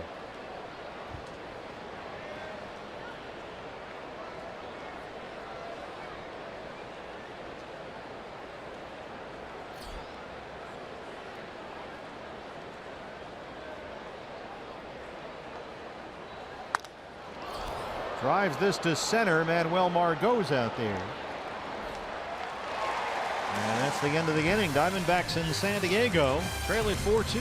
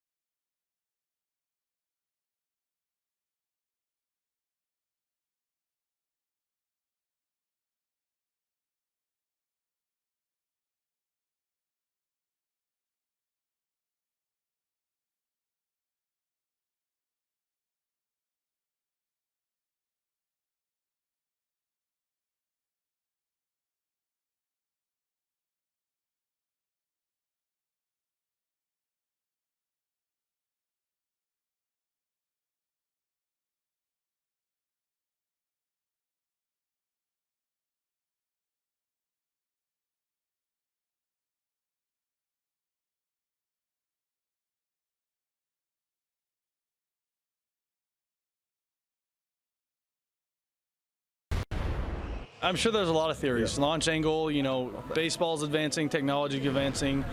Kind of my old school approach, whatever it is, you still have to hit the ball. And as a pitcher, you still have to throw the ball. And those are 2 really hard things to do. That is Archie Bradley from Diamondbacks Live, the pregame show as we bring it back to Petco Park. I'm Todd Walsh, 4-2 Padres over the Diamondbacks. And Steve and Bob, that was a part of a discussion that we had and the story that you guys got to in game last night with the all-time home run mark being set collectively by teams across Major League Baseball. And I plan on talking to a number of guys like Mark McGwire and what's it called, strike, Paul Goldschmidt, maybe talk to the hitting coaches, the pitching coaches. But then Archie went on that rant, and I thought he said pretty much everything that needed to be said. You still got to hit the ball. Well, they're hitting it. That's not an issue. Rocky Gale homered, for crying out loud. Stop poking holes in my platform. Well, I mean, Gale's 2-run homer, the difference in the ball game so far. Just his 2nd major league hit. That came off Robbie Ray back in the 2nd inning. Well, there's the theory that the seams are a little lower. The ball feels a little different. That's why some pitchers may have had blister issues earlier in the year. We went through that with Taijuan Walker. Nobody knows for sure. But the baseball does seem to be a little different this year. It's flying a lot farther than I've ever seen it before. We talked about it briefly last night in the ball game. You're seeing home runs land in areas of the ballpark that never get reached, not even in batting practice. That Ketel Marte home run at Dodger Stadium is the one that will linger with me for a long time, especially being down at field level. 4 rows back in the left field seats, Ketel Marte. Saw a couple of columns today back east about the foul ball. A lot of those theories you just mentioned. I saw one that they're discussing the shifts and that players feel like they can't put at bats together because they're just hitting into these shifts. So they're I mean, I'm sure you guys have discussed this throughout the course of the summer, but they're just changing the trajectory of the swing, trying to launch it instead of drive it. Oh, a lot of guys have talked about that. Justin Turner says, you know, the way he runs, if he hits the ball on the ground, it's an out. So he tries to hit everything up in the air. Gale blasts another one down the left field line. Now that one's foul. Everybody's changing the swing path. It used to be, I guess, maybe you'd hit down on the ball. Now everybody swings up at the ball. Yeah, at worst you wanted a level swing through the hitting zone. At best a little bit of a downswing to impart backspin on the ball. George Brett was the first one studying under Charlie Lau that really, in my mind, really used that down and through approach that worked so well for George Brett. But man, nowadays guys are dropping that backside, swinging straight up to get the ball in the air. Chris Herman wants this pitch down. Fastball way up, and it's 2-2. Well, it boggles my mind because now, as is sort of an American custom, the pundits are wondering if it's too much. The answer is yes, it's too much. Okay. That's where I was trying to get you to go. Yeah, it's too much. Yeah. I mean, you know, chicks dig the long ball and all that stuff. That was the campaign back in Mark McGwire's day, but it always goes back to the problem with baseball right now. It's 3 true outcomes, and which is either too many at bats and in a walk, a strikeout, or a home run. The 3 outcomes that aren't impacted by anything else, no defense, anything like that. That's why they call them the true outcomes. There's another fly ball off the bat of Rocky Gale. This will stay in the yard for Peralta. Well, I'll get out of your way on this, but I just enjoyed the fact that Archie was saying what he was saying, but he's also the guy that's armed with a 97 to 100 mile per hour fastball. And that's another problem too. And Tom Verducci's written a lot about this. Is that the bullpen dominance has killed late inning drama. Too many guys can come out there and throw 100 miles an hour, and you face 4 or 5 different pitchers and 4 or 5 different at bats. That's another theory out there. Yep. And you know, the reality is this is a generation of players who were raised on the highlight show at the end of the day. Yeah. And do you ever flip on the highlight show and see a Daniel Descalso ground ball to second base to move a runner up to third? No. You see guys hitting the ball in the seats, and you see relief pitchers throwing 100 miles an hour. And that's what they all want to do now.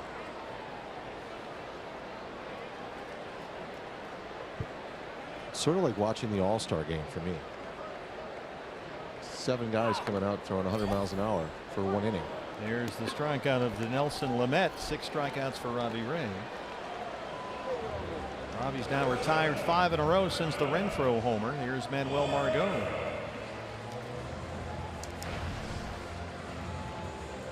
Well, I think there does need to be an examination of whatever's happening with the baseball, and I think they need rules about the way bullpens are used and managed. It's become a little too much.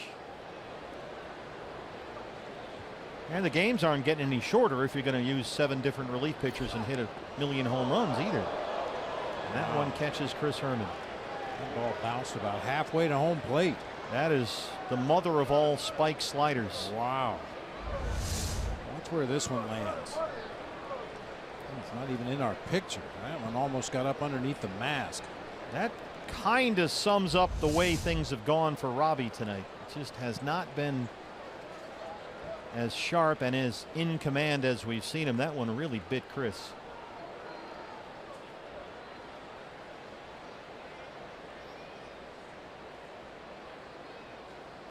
I know instinctively he jumps up to block it, but he might have been better off ducking down and letting that go behind him with nobody on base. The one fundamental as a catcher that will save you from getting hit in the throat with those kind of pitches is chin on chest. I learned that very early in my catching career after taking one in the Adam's apple and not being able to swallow for about 2 days. I think Chris Herman's going through that right now. Yeah, chin on chest. If you put your chin down, that little bar extension at the bottom of the mask will cover your throat and be right up against your chest protector, where if you do get hit in that area, it's not going to get underneath and get your throat. Boy, Robbie is in full grunt mode out there trying to find some consistency as Herman tries to recover from that last block. Robbie already at 85 pitches through 3 2/3. 2-1 on Manuel Margot.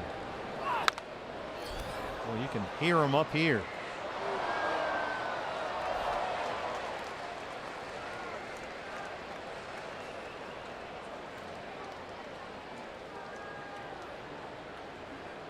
Margot so far has walked and singled. Robbie Ray grunting away down there. Here's the 2-2.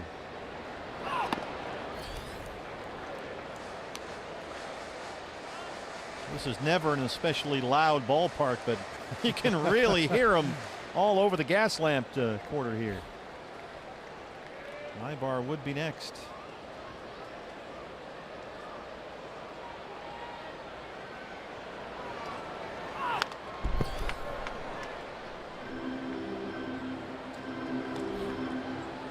Get the sense that he's just kind of tried to bully his way through these guys since the Renfroe homer. Out there trying to kick sand in people's faces with that fastball.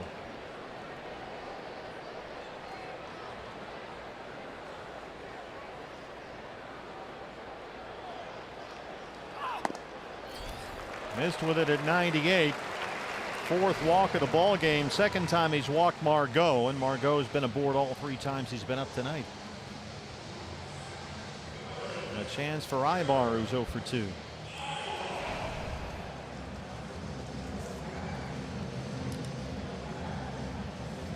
Margot's been on base all 3 at bats in this ball game. The 21st game reaching base safely 3 or more times by a Padre this season. Goldie's done that 32 times this year. David Peralta 27, Jake Lamb 25, but that's the 21st time that Margot has reached at least 3 times in a game. Good looking young player, Manuel Margot. He'll be 23 in about a week. And Margot in this series now has 4 hits and 3 bases on balls. Not bad for a leadoff man.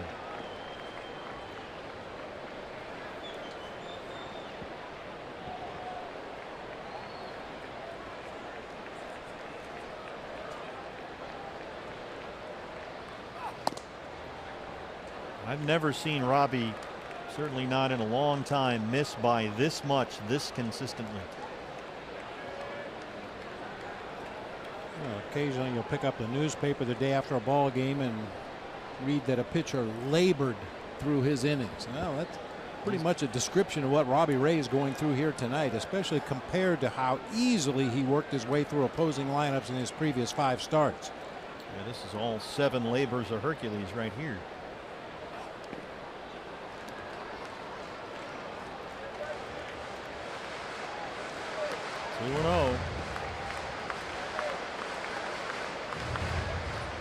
These last 2 batters, a good example. He got Gale to fly out. He struck out the pitcher Lamet and walked Margot. Now behind on Ibar. All these extra pitches.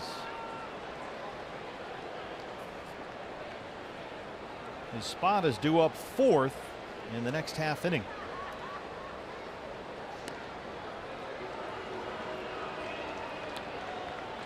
And I wonder if they could find a relief pitcher back there. I'm not sure if they have any tonight. Might be hard pressed to find a reliever in that Diamondback bullpen.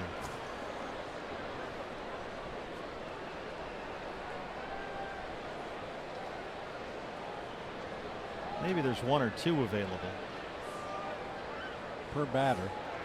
Oh, Margot got caught going the wrong way there for a moment. Just able to make it back. Smirk on his face. He got away with one there. We talked about it in Robbie's last couple starts. We haven't seen that snap throw pickoff move. He's pretty much scrapped that. We've only seen it a couple times all year. He used it excessively in the past, hardly at all this year.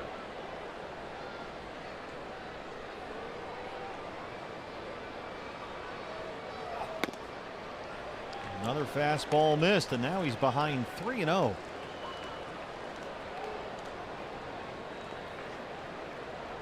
definitely don't want to put guys on base ahead of the middle of this Padres lineup. Granted, they haven't had the kind of year they were hoping for, and some guys individually aren't having the kind of years they wanted to have. But we know Will Myers, Hunter Renfroe, Jan Hervey Solarte, those guys can be very dangerous. Way outside. A 4-pitch walk to Ibar after he walked Margot, and Myers will get a chance. 5 walks in the ball game for Robbie Ray through 3 2/3. Mike Butcher one more time. Some bodies starting to move around in that Diamondbacks bullpen. Some guys were stretching, standing up, moving around a little bit, but now it looks a little more in earnest. A lot of guys moving around.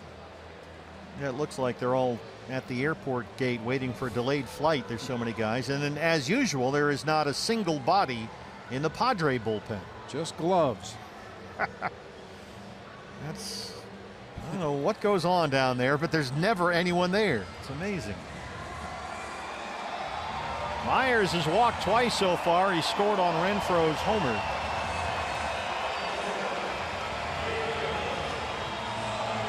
This was looking like a nice easy 1-2-3 inning for Robbie, but a pair of 2-out walks. That put 2 on for Myers. He's got 3 hits in the series. He's doubled twice. Margot at second, Ibar at first.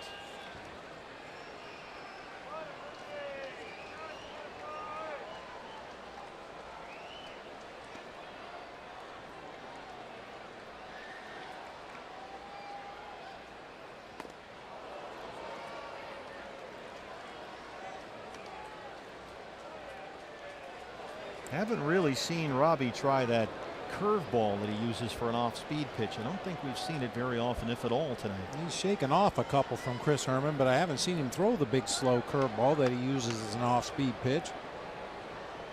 All fastballs and sliders so far.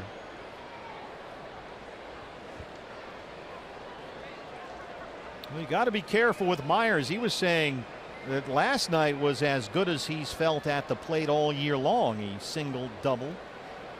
He's hitting over .330 in September with 4 home runs this month.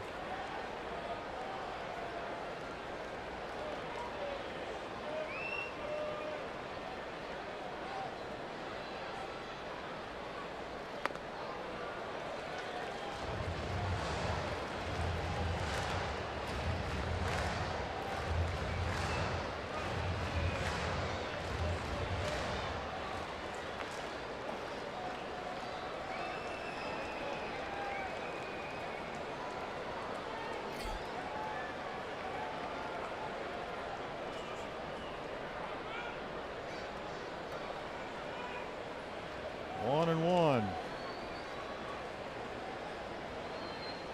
There go the runners.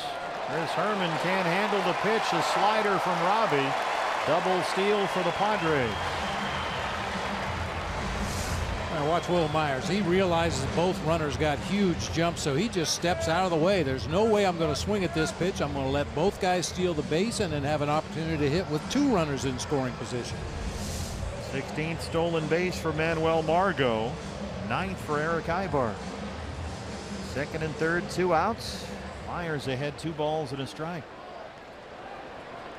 Brewers just lost at Pittsburgh. Pirates walked them off. They win at 6-4. So both the Brewers and the Cubs have lost.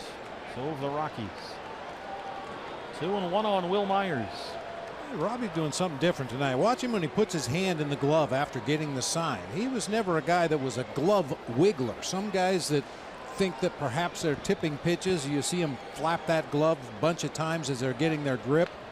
Yeah, right there, just kind of wiggling that glove around. That's something new. Yeah, you're right. Fly ball to left for Peralta. And Robbie Ray really had to work, but he strands the 2 walks. We're through 4. Diamondbacks trail at 4-2.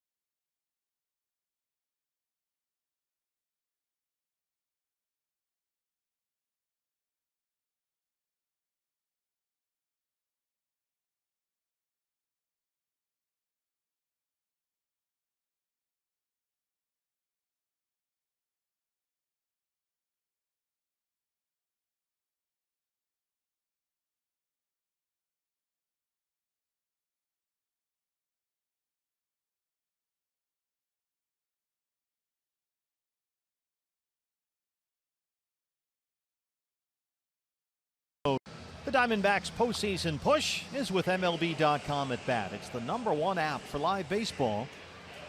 With MLB.com at bat, you'll enjoy game day, live game video highlights, radio broadcasts, StatCast, news, the whole thing. Download MLB.com at bat today. A rough night for Robbie Ray there with his pitching coach Mike Butcher. Robbie's spot is due up 4th in this inning. No one warming up with the Diamondback bullpen. Jake Lamb, who homered in the second inning, his 28th of the year, leads off the 5th against Dinelson Lamet. And the Padres put 3 defenders on the right-hand side. Ibar, the shortstop, stays near the bag at 3rd. All right, Chaz Roberts, air conditioning and plumbing cool play of the game. Jake Lamb in the second inning, his first home run since August 20th at Minnesota. Margot is out there in center, stationed almost in the perfect spots. That was Jake's first home run in 97 plate appearances. A quick out #1 for Dinelson Lamet. A.J. Pollock. Talked to Torey Lovullo before the game today, and he was talking about A.J., who's been hot, of course, lately. Had the 2 home runs from the leadoff spot last night. And Jake Lamb, too, and his inclination for right now is to leave them down there in the 6 and 7 spots because he wants some consistency. Don't want to suddenly undo what you told a guy you were going to do after 1 game. So he's going to give it another few days at least, maybe more like a week, and see where we are. So for the moment, we'll continue to see Lamb and Pollock in the 6 and 7 spots. Which makes sense, I guess, if you call a guy in and say, hey, this is what I'm going to do. I'm going to move you here or there. You don't want to just suddenly change it a day or 2 later. Unless the players in question give you reason to change it. Right. You know, it could go both ways. One or both of these guys could get red hot and suddenly you decide maybe I want one of them at the top of the order, or they could go in the tank and you decide I want to hit them 11th. Can you do that? And he told us before the game yesterday that A.J. batting leadoff was a one-shot deal. It was because David Peralta was going to sit out the game. And true to his word, even though A.J. homered twice last night from the leadoff spot, he's batting 7th tonight. Most players will tell you, and I'm sure A.J. has said this already this season, it doesn't really change his approach. You're still looking for a good pitch to hit. You're looking to put a good swing on that pitch, drive it wherever it is. See as many pitches in an at bat as you possibly can, and that really doesn't change whether you're leading off or hitting 5th or hitting 7th. J.J. Hoover has started warming up in the Diamondback bullpen. 2-2 on A.J. Pollock. Chris Herman in the on-deck circle, pitcher spot after that. A.J. sends this out to Renfroe in right field. 2 down. J.J. Hoover. He pitched an inning in the ball game here Monday night.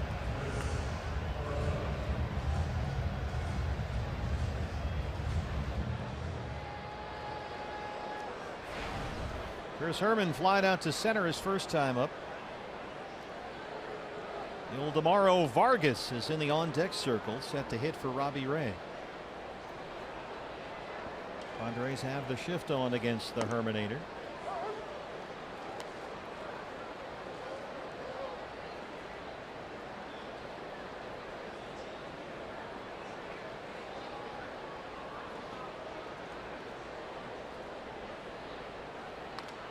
Another quiet night for the Diamondbacks offensively. Dinelson Lamet has given up only 1 base hit since Jake Lamb's home run. In the second inning, that was Goldie's single to lead off the 4th. He was erased on a double play ball. Here's Vargas ready to hit for Robbie Ray.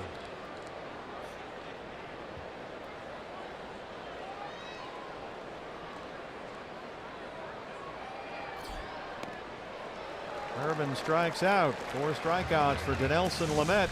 We'll head to the home half of the 5th. Diamondbacks trail it 4-2.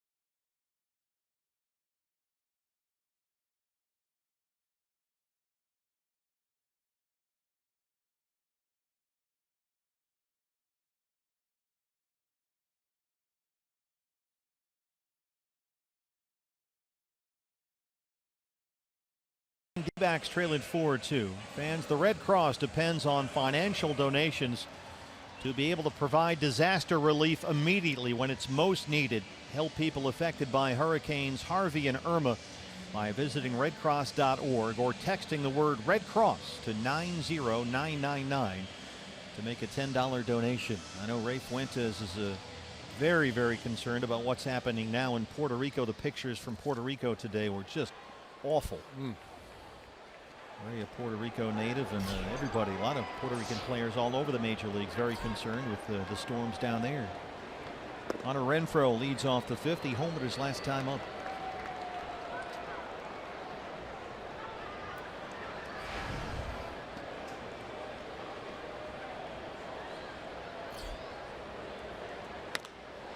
Reaches down and lifts this to left field. Peralta will watch this one go. Hunter Renfroe, his second home run in as many at bats, his 3rd in the series. And the Padres have a 5-2 lead.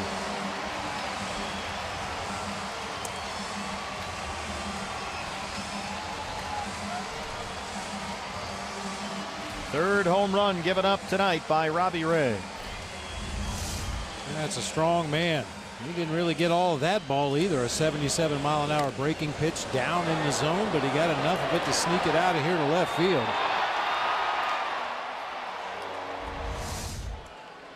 Hunter Renfroe back from a month at AAA El Paso, and it seemed to have done him a world of good. Solarte chases a high fastball, 0-1.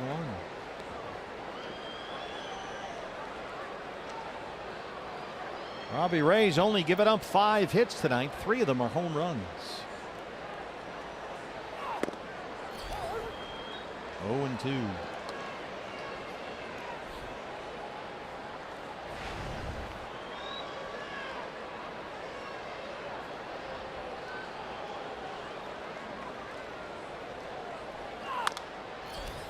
Just out of reach of Robbie. Descalso, tough throw across his body. And they get the first out here in the 5th. That's a really nice play by Daniel Descalso, coming in, running almost straight toward third base as he made the play on that ball, then has to throw back across his body just over Robbie Ray on the mound. And Daniel makes a nice play on the third base side of the bag out there at second. Well, Torey Lovello not going to give Jabari Blash a chance against the lefty. It just was not Robbie Ray's night. He walked 2 of the first 3 he faced and struggled after that. Giving up 3 home runs, he leaves trailing 5-2.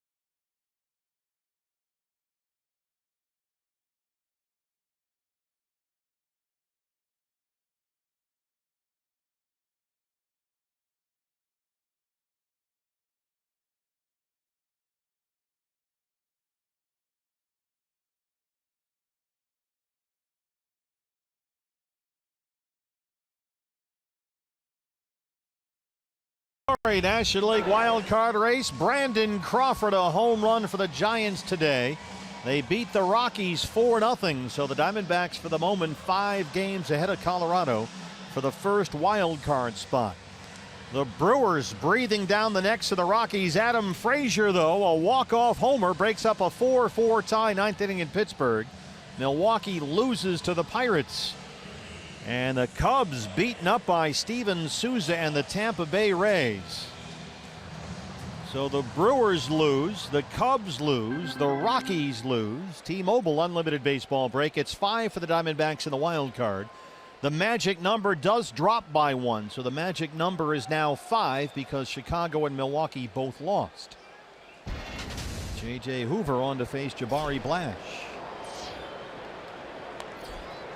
Diamondbacks, if they can come back and get a win here, would drop that magic number to 4 and go 5.5 ahead of Colorado for that first wild card spot. Let's do that. Yeah. Does sound better. That was a really crushing loss for Milwaukee because the Giants, as we said, had beaten the Rockies earlier today, so Milwaukee would have tied Colorado for that second wild card spot with a win at Pittsburgh, but they get walked off on the Frazier homer. Brewers had a 4-3 lead in that ball game in the 7th inning at PNC Park.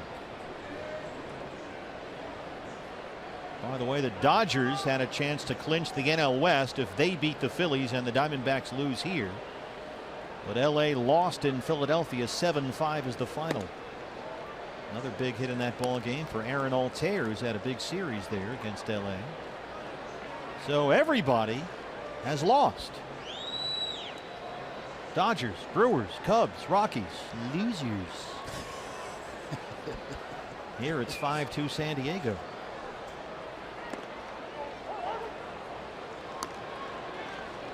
A lot to keep track of with the whole September wild card magic number deal. But for the moment, magic number is 5. Wild card lead is 5.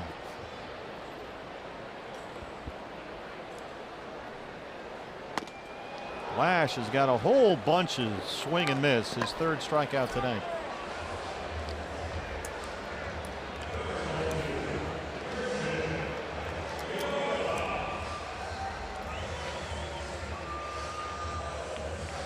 Christian Villanueva singled and scored in the 2nd, his first career major league hit.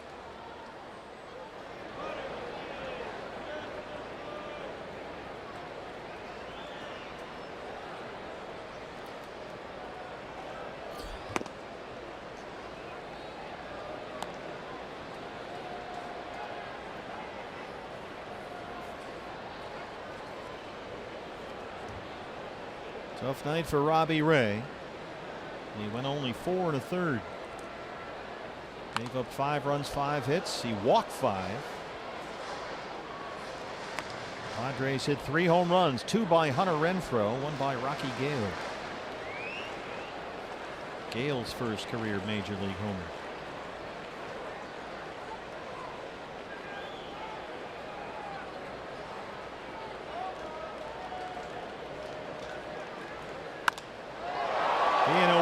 Blasts one out of here. He got his first big league hit in the 2nd, and there's his first big league home run. 4th Padres homer tonight.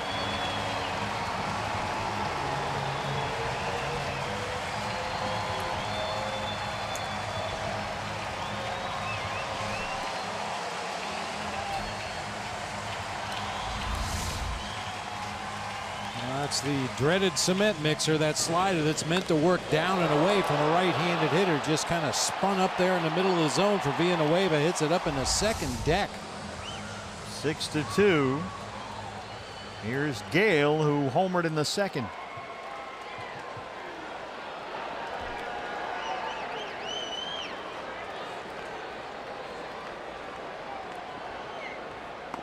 So 2 Padres have picked tonight to hit their first big league home runs.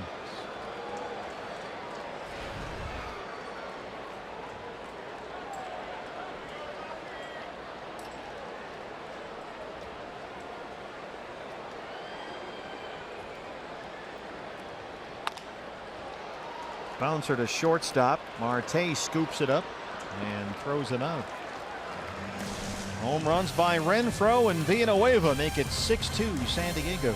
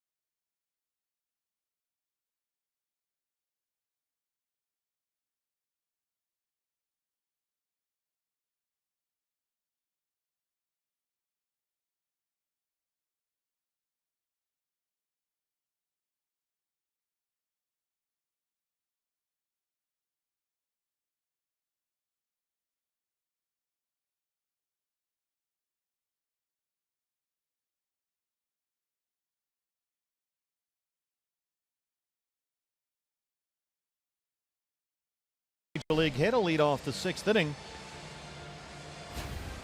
What's next brought to you by CenturyLink. Off day tomorrow. We're back at it at Chase Field to start the final homestand of the year, at least in the regular season. On Friday night against Giancarlo Stanton and the Miami Marlins, Zach Greinke gets the start tomorrow night. Diamondbacks Live pregame show at 6 o'clock. First pitch at 6:40. Giancarlo hit his 56th home run today as the Marlins swept the Mets. After that, it's 3 against the Giants. Then we go to Kansas City next weekend and finish the season there against the Royals. So Vargas will hit for Hoover to start us off. His numbers at AAA Reno this year. 0 for 6 with a pair of strikeouts, hoping for that first big league knock. It's been a night of firsts for guys like Ildemaro Vargas, so why not? Rocky Gale at his first big league homer. Christian Villanueva his first big league hit and then his first big league home run. It's been a big league night for the Padres. They lead it 6-2. Well, the Diamondbacks Monday night 2 runs on 5 hits here. Last night 2 runs on 4 hits. Tonight 2 runs on 3 hits. What's happened to the offense? Your starting pitching has to be extremely good to win those kind of ball games. 2-1. D-backs have scored 3 runs or fewer in every game on this road trip. I was going to say, for the most part, the starting pitching has been up to the task. Yeah.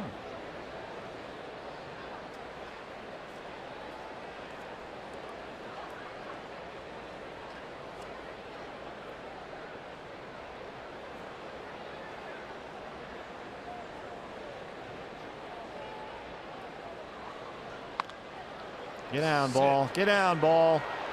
There it is. Ildemaro Vargas drops one into left field. His first big league hit. It rolled behind Jabari Blash. Manuel Margot ran all the way over from center. Standing directly behind the left fielder to pick that one up. And please replace your divots. How about that?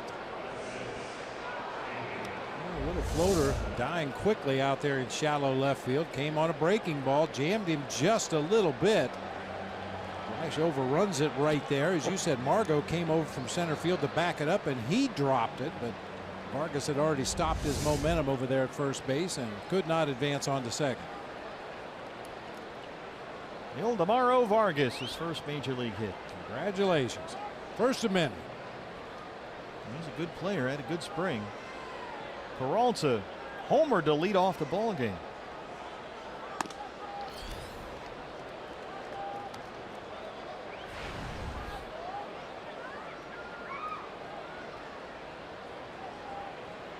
It was the second career leadoff homer for David Peralta. Had one July 21st against the Washington Nationals.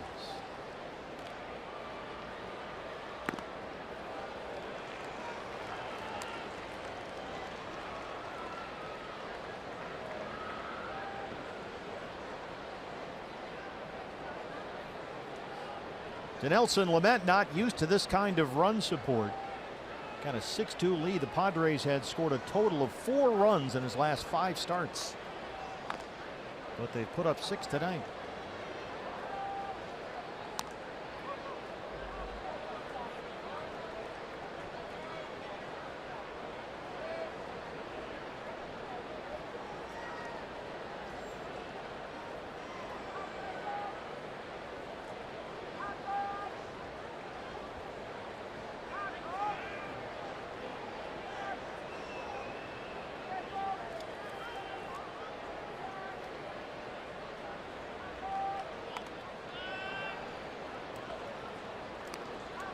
Try to sneak that slider in there. It's 2-2. Cool night here at Petco Park, but we've had 6 home runs so far. 4 by the Padres, 2 by the Diamondbacks. Peralta and Lamb.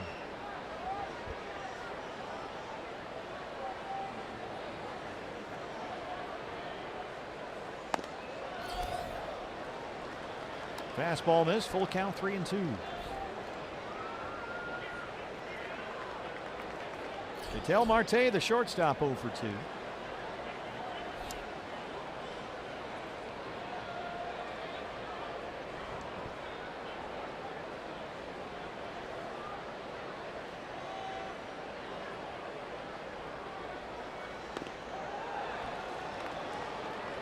Slider missed. He didn't go, says Ramon De Jesus. And the first two have reached in the D-backs sixth. Good start so far.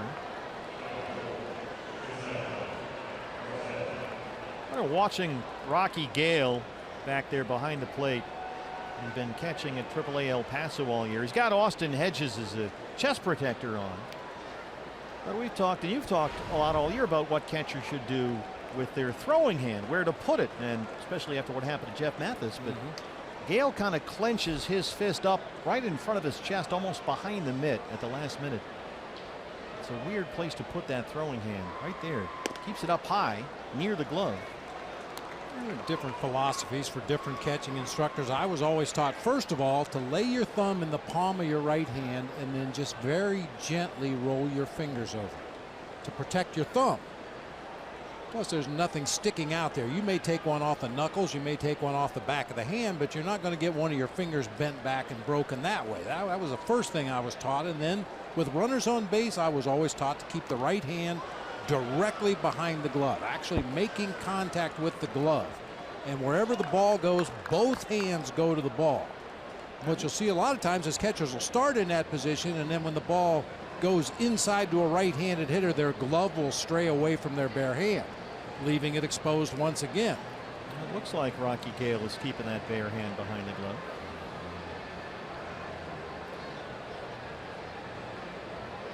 Nothing helps Chris Herman. He just takes a beating. That's what a big league catcher looks like on September 20th. 2 on, no outs, 1-1 on Ketel Marte.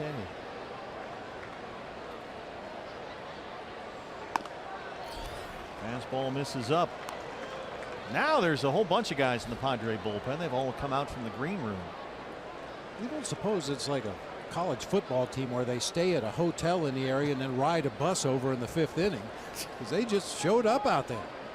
There hasn't been anybody out there all game long. Now Craig Stammen, who's been so good getting the Padres out of jams, will start to warm up down there. 2 on, no outs. 2-2. Darren Balsley, the pitching coach. Stammen, every time they get in trouble, that's the guy they go to, and he's just been terrific for them this year. Yeah, he's had 25 batters faced with the bases loaded this season. Craig Stammen. He's given up only 2 base hits. Came into a mess in the 6th inning on Monday night, got 2 quick outs and ended the threat. Padres won 4-2. That one is fair down the left field line. Vargas is on his way home. Peralta's in at third, and it's an RBI double for Ketel Marte.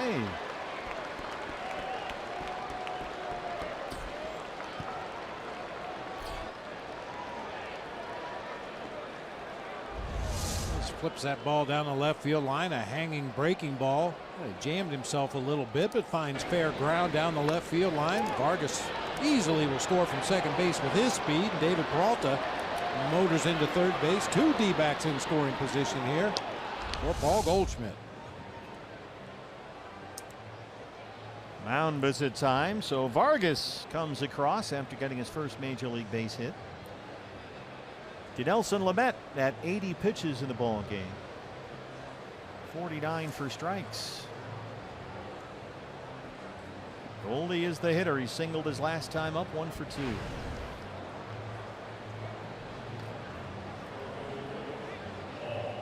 Boy, just a base hit here can make it a 1-run ball game.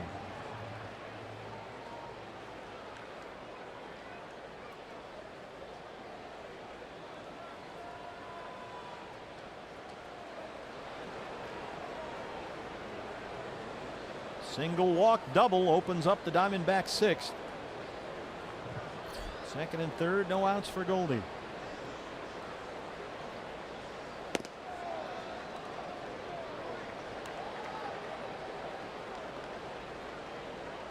Padres will get a left-hander warming up in their bullpen as well, along with a right-hander Stammen.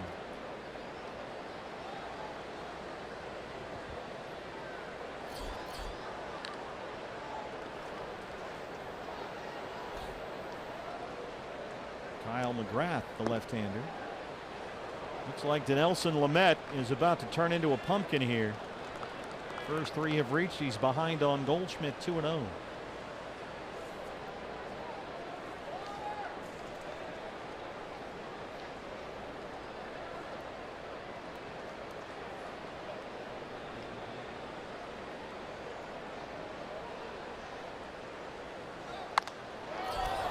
High in the air, right center. Renfroe coming over. Margot is under it.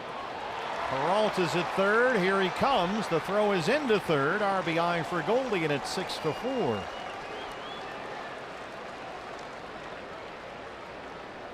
Hey fans, anytime the D-backs score 5 runs or more, Taco Bell is giving away 3 free tacos with the purchase of a large drink between 4 and 6 the following day at participating locations.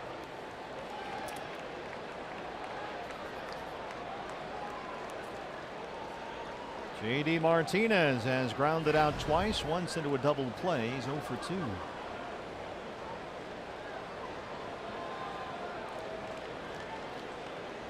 Ketel Marte at second, 1 out.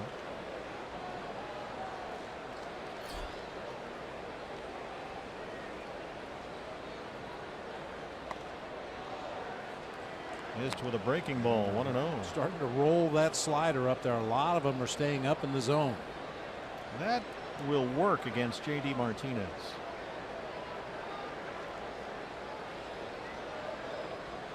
Might hit it off the left field video board. Drives this one deep right field. J.D. Martinez. It's gone, and we're tied at 6. His 41st and his 25th with the Diamondbacks.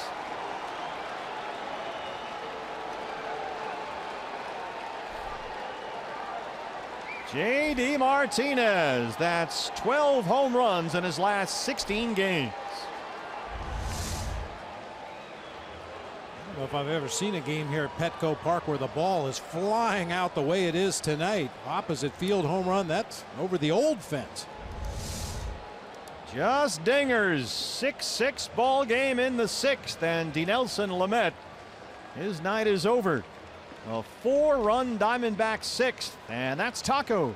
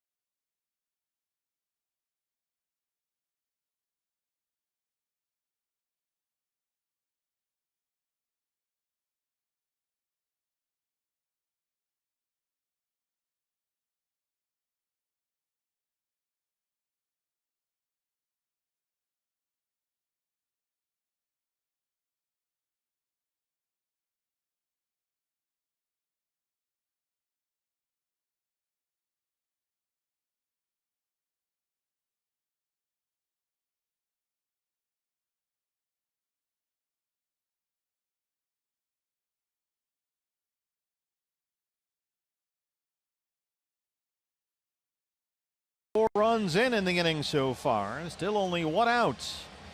And the new pitcher for the Padres, the left-hander Kyle McGrath, his 12th appearance of the year. 2.70 ERA. Couple of lefties coming up in Descalso and Lamb. Daniel so far 0 for 2. He has twice flied out.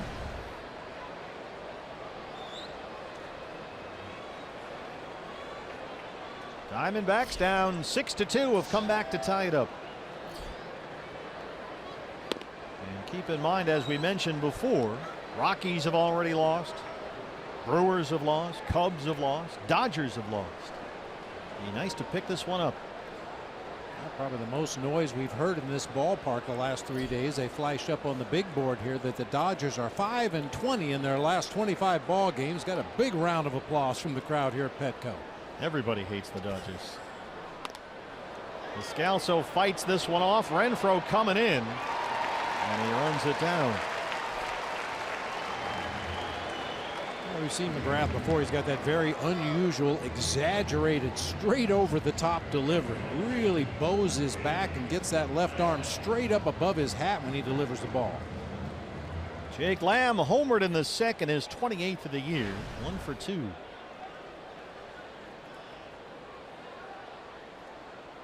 D-backs at one point had a 2-0 lead, trailed at 6-2. Now we're tied at 6. Shift is on.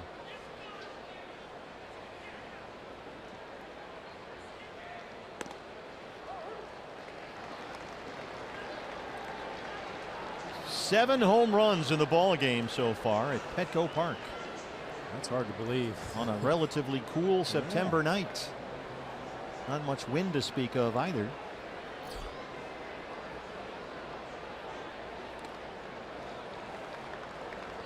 Well, we saw another lefty out of the Padres bullpen in this here, Buddy Bauman, who had a real low arm delivery, almost like he was throwing out of his jersey.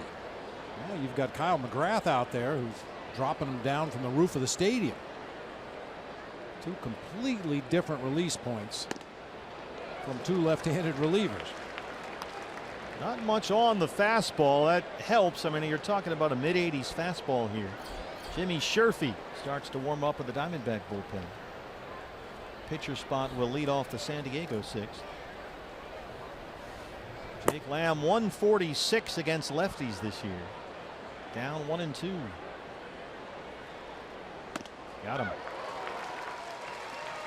But the Diamondbacks get 4. An RBI double by Ketel Marte. Sac fly by Goldie. And this J.D. Martinez homer tied it up. D-backs and Padres 6-6.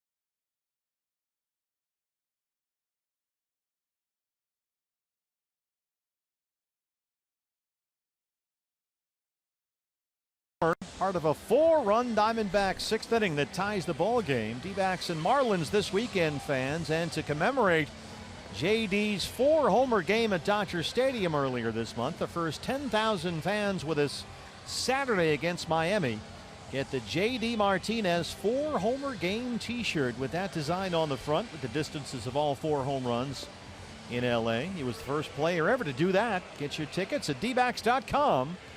Giancarlo Stanton and the Marlins come in for 3 to start the final homestand of the year on Friday. They have a similar shirt for Giancarlo Stanton in Miami, but the home runs land on the back of the shirt. See that? Now that's, you should be a marketing major. That's executive type thinking right there. Ash line called to the bullpen. Jimmy Sherfy, his 9th appearance of the year. Pitcher's spot will lead it off for the Padres. And Carlos Asuaje is in the on-deck circle. Here he comes to bat before the pitcher McGrath. 278, 4 homers. Asuaje had a pair of hits and an RBI last night. You know, partner, I mentioned I don't think I'd ever seen 7 home runs hit in one ball game at Petco Park. It's actually the second time it's happened this year. The Kansas City Royals back on June 11th, and the Padres hit 7 in that game. How many 7 homer games have there been at Chase this year? The way you kind of sneakily said that, I'm going to say none. Zip. Yeah. Oh, that one got Sam Holbrook behind the plate.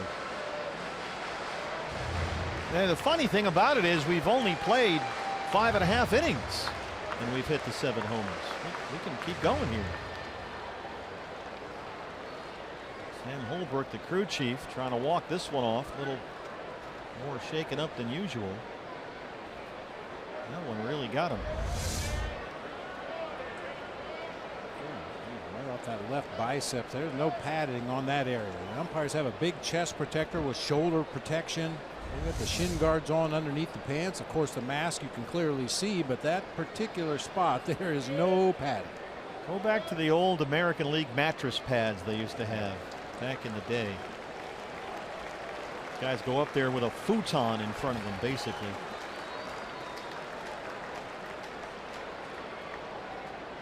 Well, we've talked about that many times in the past too. I do think it would help with some of the ball strike calls because the umpire could sit directly above the catcher then, or directly above home plate, rather than sit way off that inside corner and just guess at those outside pitches.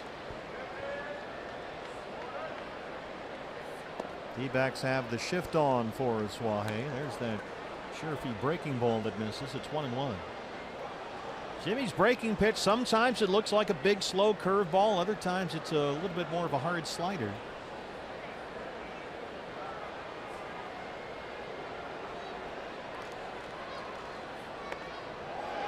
That was the slower version.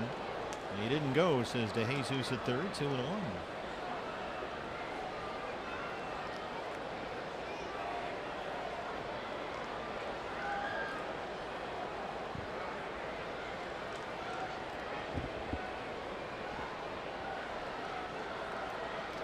Each team with 6 runs on 6 hits. There's the fastball, and it's 2-2.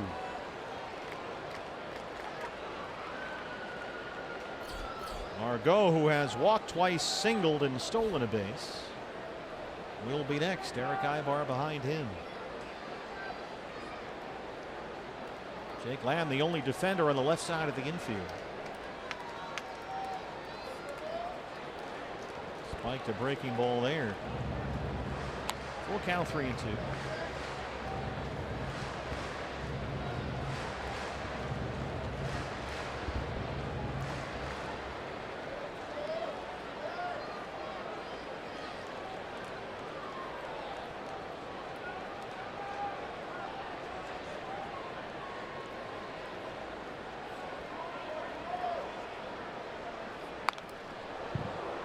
Floated that curveball up there. No way Asuaje was going to keep that fair.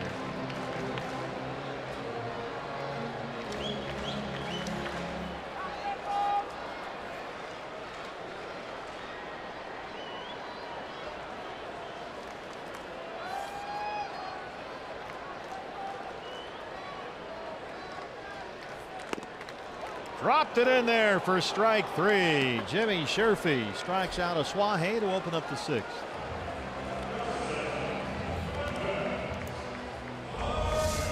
Finally able to throw that breaking ball for a strike. Drops it in there at the top of the zone. He tried to get Asuaje to chase that pitch down and in. When he laid off that, Jimmy just changed his sights a little bit, rolled it up there for a called strike. And well, Margot, 2 walks and a single. He's been on base all 3 times he's been up tonight.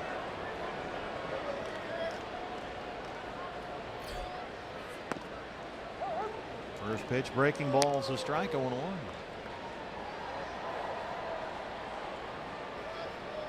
And Margot 9 for 21 in his last 5 games against the Diamondbacks. He's been a tough out this year.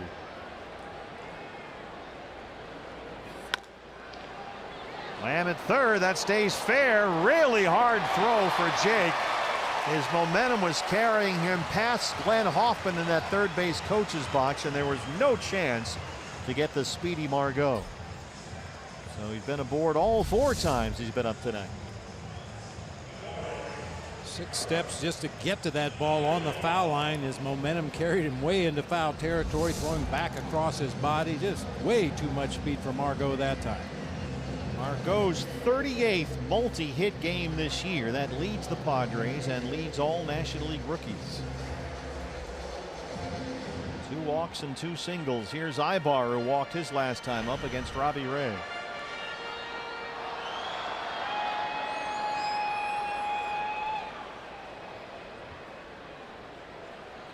Margot stole his 16th base of the year in the 4th inning when he swiped third as part of a double steal.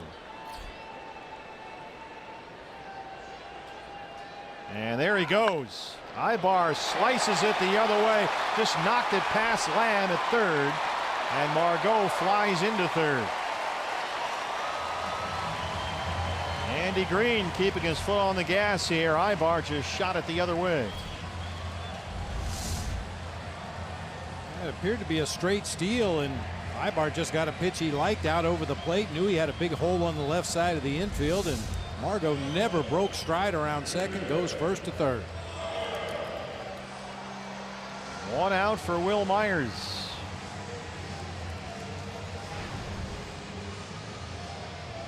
Well, Jimmy Sherfy, through his first 8 outings, has not given up a run in the big leagues. He's got his work cut out for him right here. First and third, 1 out for Myers, who has walked twice. He's 0 for 1.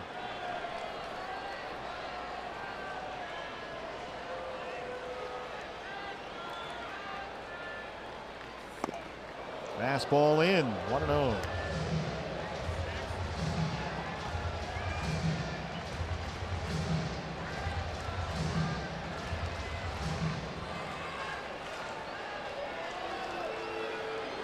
Mike Butcher wants to have a talk with a rookie right-hander.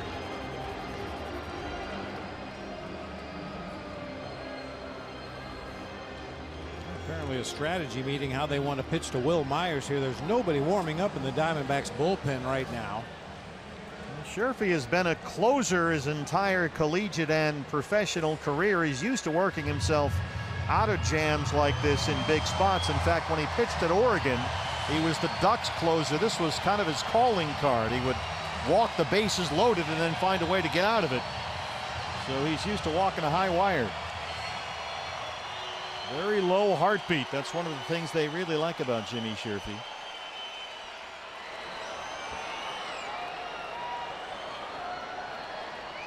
Margot at third, Ibar at first. Popped him up. Myers slams the bat down in disgust. 2 outs. That's a big out, number 2. That's a huge out. Short of a double play. That's the best thing that can happen right there. Pop it up in the infield. Nobody can advance. Now here's Hunter Renfroe, who has homered in his last 2 at bats. Both homers against Robbie Ray, his 22nd and 23rd of the year.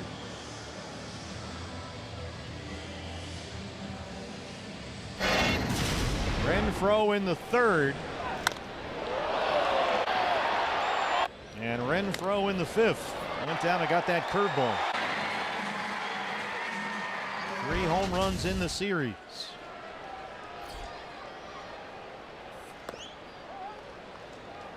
First pitch, breaking ball, and again he steals strike 1.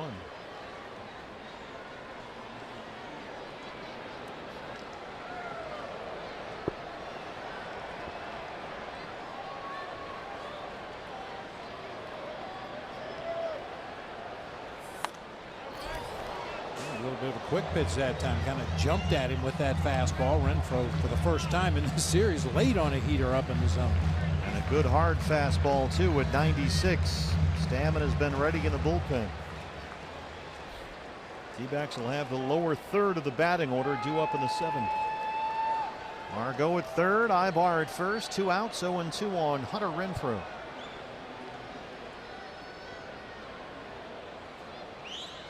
Ibar takes off. Fastball is up. No throw from Herman. And Ibar has his second stolen base tonight, his 10th of the year. I'm sure if he can be extremely slow to home plate at times, he will use the quick step, the slide step on occasion. But when he uses the high leg kick, he's really slow unloading that ball to home plate. Second and third, 2 outs.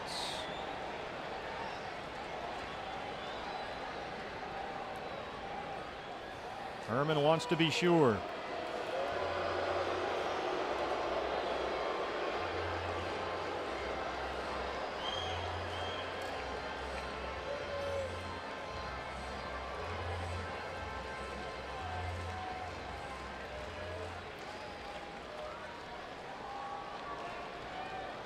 Andy Green's Padres have won 4 of their last 5 against the Diamondbacks. D-backs trying to reverse that trend here tonight.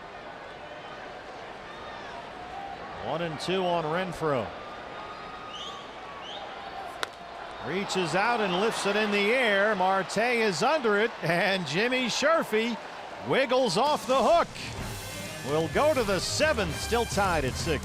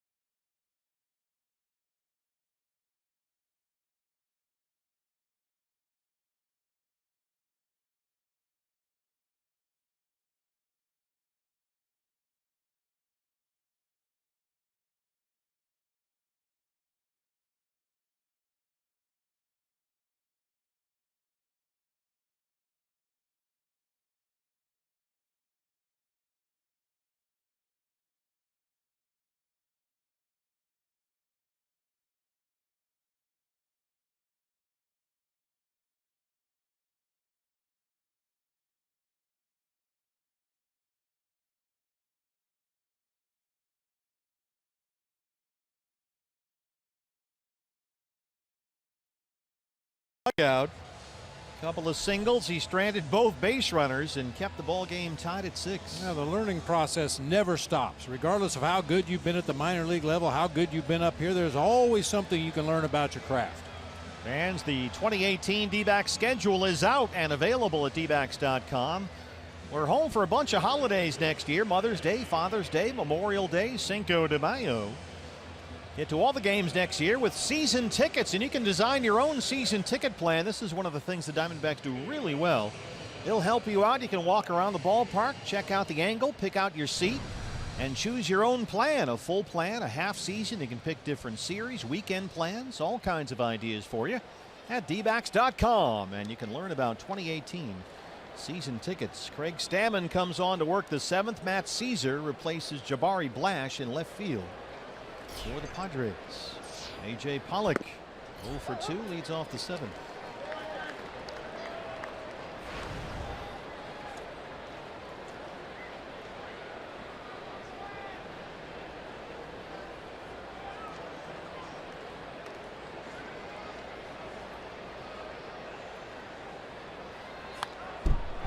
Foul straight back, and it's 0-2. Craig Stammen has been a tough customer this year. He's been one of the More unheralded relief stories in the National League this year. A 15-inning scoreless streak. That's third longest in the league right now. He has given up only 3 earned runs in his last 29 games.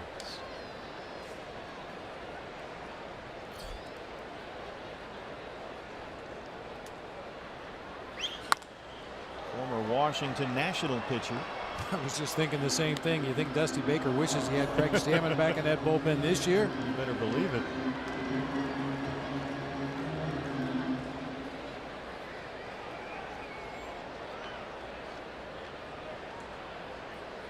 David Hernandez has started to loosen up in the Diamondback bullpen.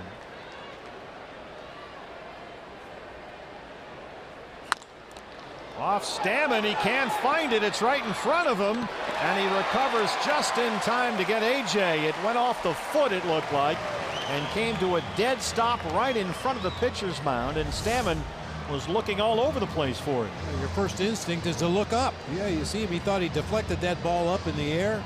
Unfortunately for the D-backs, it's laying right there in front of the mound. A quick step and throw just in time to get AJ.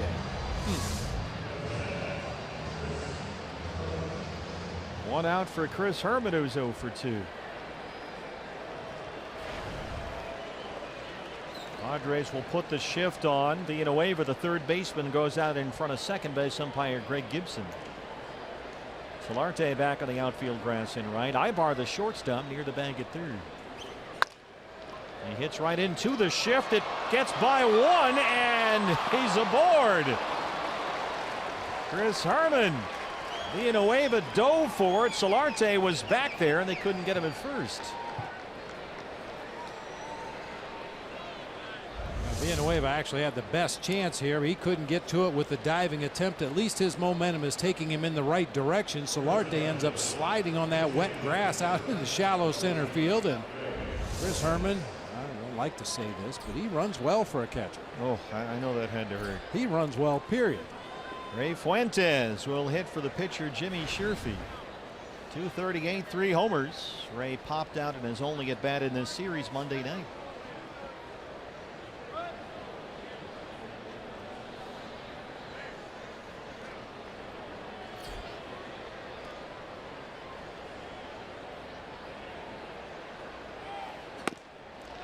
Ray is 5 for 16 as a pinch hitter this year. Does have 2 pinch hit home runs.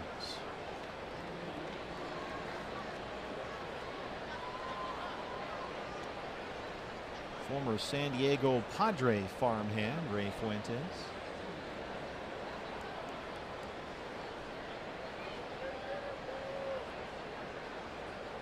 Herman takes off. Here's the throw from Gale, and he runs really well for a catcher. Chris Herman, a perfect 5 for 5 in his stolen base attempts this year. What a boy. That's the go-ahead run. Took a very short lead, but then just broke for second base on the first move by Craig Stammen. Easily in ahead of the throw right there. Atta baby. This nice hard pop-up slide into that side of the bag there. 2-0 on Fuentes. Go ahead run in scoring position. 1 out here in the 7th. Well, that really changes Ray Fuentes at bat right here. It was going to take an extra base hit of some kind to score Herman from first. Well, he should be able to score on just about any base hit that gets to the outfield. He's ahead 3 balls and no strikes. Peralta, who has homered and walked tonight, on deck.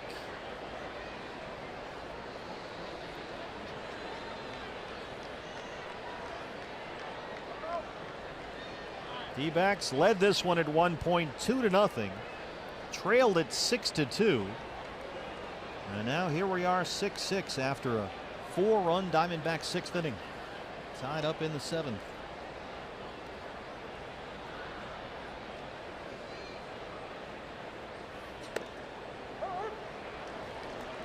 We've had 7 home runs in the ball game tonight. 4 by the Padres. 3 by the Diamondbacks. Peralta a leadoff homer. Lamb a home run in the 2nd, both solo shots. And J.D. Martinez a 2-run homer in the 6th that tied the ball game. His 41st of the year.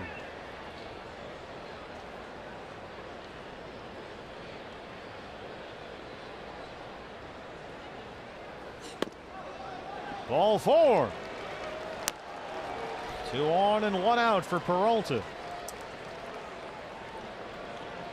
David Peralta and Craig Stammen, they have seen each other before. We set the Wayback Machine to May here at Petco Park.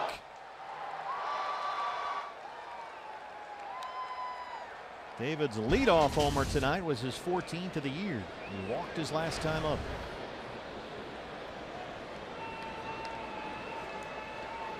Herman at second, Fuentes at first, 1 out.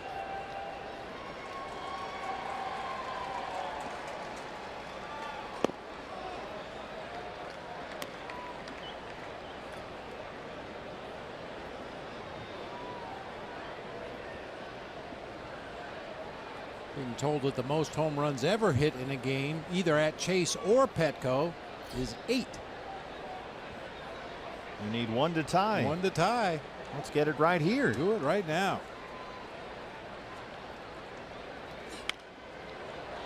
1-1.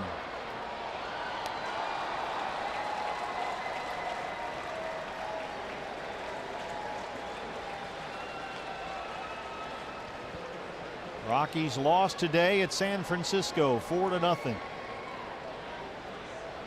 Magic number has already dropped by 1 for the Diamondbacks.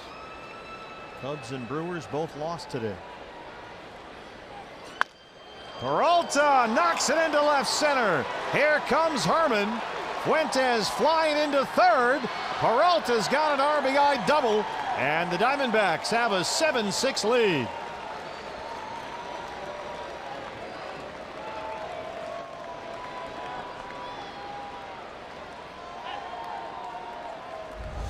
David smoked that ball to the gap in left center, barely over the head of Eric Ibar at shortstop. He makes a leaping attempt, and then it just scoots almost all the way to the warning track. Fuentes will score, or Herman rather will score easily, and Fuentes in at third base. A couple of men in scoring position still here for Ketel Marte.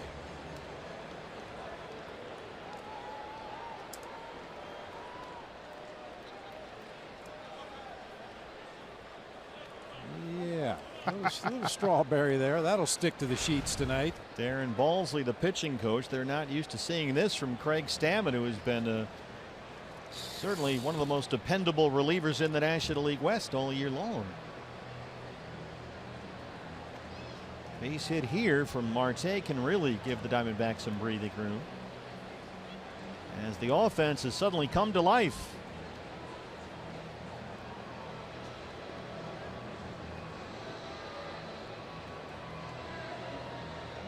Don't stop now. Magic number right now is 5. A Diamondback win would make it 4. 2 right-handers warming up in the San Diego bullpen.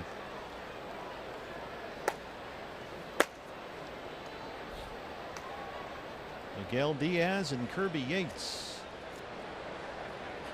Ketel Marte an RBI double his last time up. He's 1 for 3.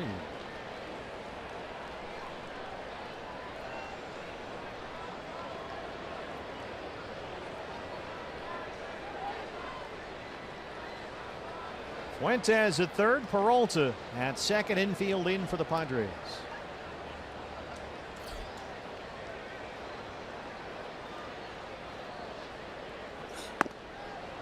Oh, 0-2.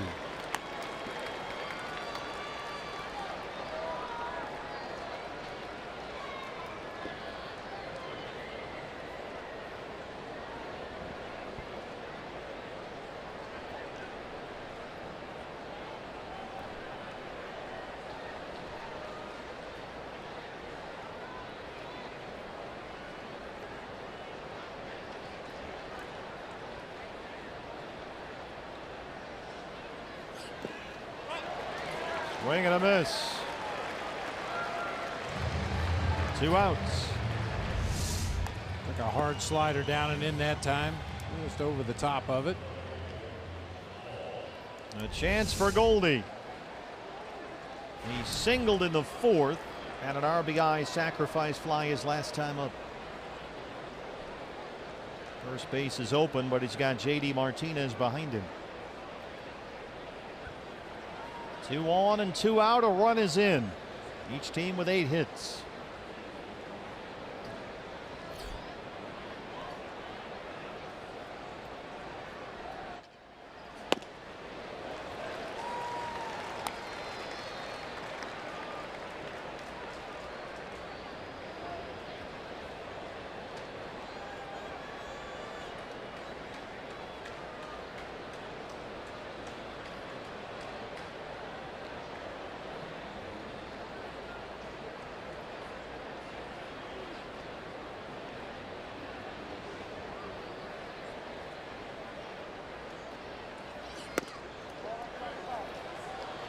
1-1. Slider just missed for Sam Holbrook back there.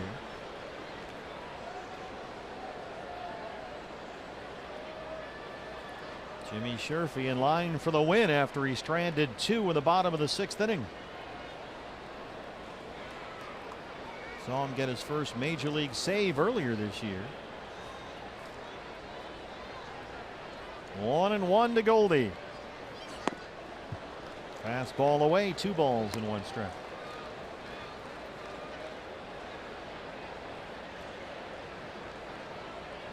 We really get the feeling if Goldie's going to make anything happen in this at bat, he's either going to hit a Craig Stammen mistake or he's going to have to go out of the strike zone to hit something to the opposite field. Just looks like Craig Stammen's not too willing to give in to Goldie in this situation.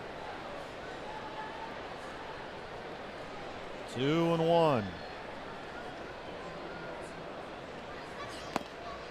Yep. Well, it's no picnic for Stammen considering who's on deck. They don't call him just dingers for nothing. He homered his last time up.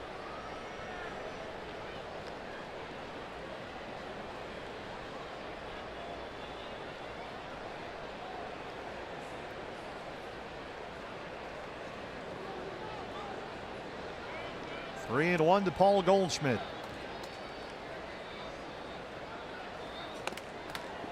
He walked him and the bases are loaded for Martinez. Second walk in the inning issued by Craig Stammen. You know, situations like that, Goldie's a little bit like Barry Bonds. As we look back to the 6th when J.D. Martinez, part of our State Farm winning combo, drives another opposite field home run, this time at Petco Park. I was just saying Goldie is a little bit like Barry in that respect. Situations like that where they have a base open, we're going to pitch around him. He's not going to chase bad pitches. Barry Bonds never chased bad pitches. So you might as well just go ahead and walk him and get the next guy up there to the plate and go to work. Well, JD does strike out more often than Goldie. But boy, the damage is there. They are on the table. Bases loaded, 2 outs. JD has twice grounded out. He homered his last time up.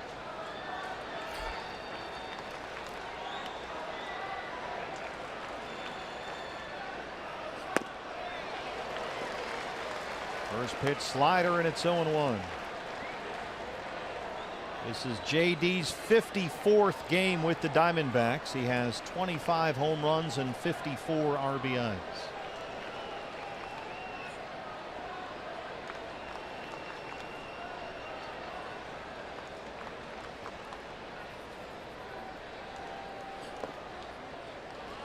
Another slider and it's a ball and a strike.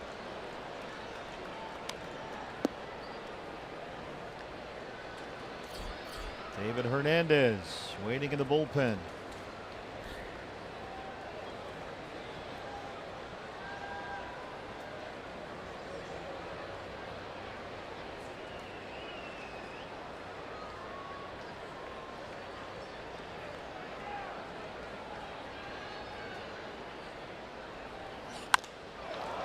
Fly ball center field. Manuel Margot is there.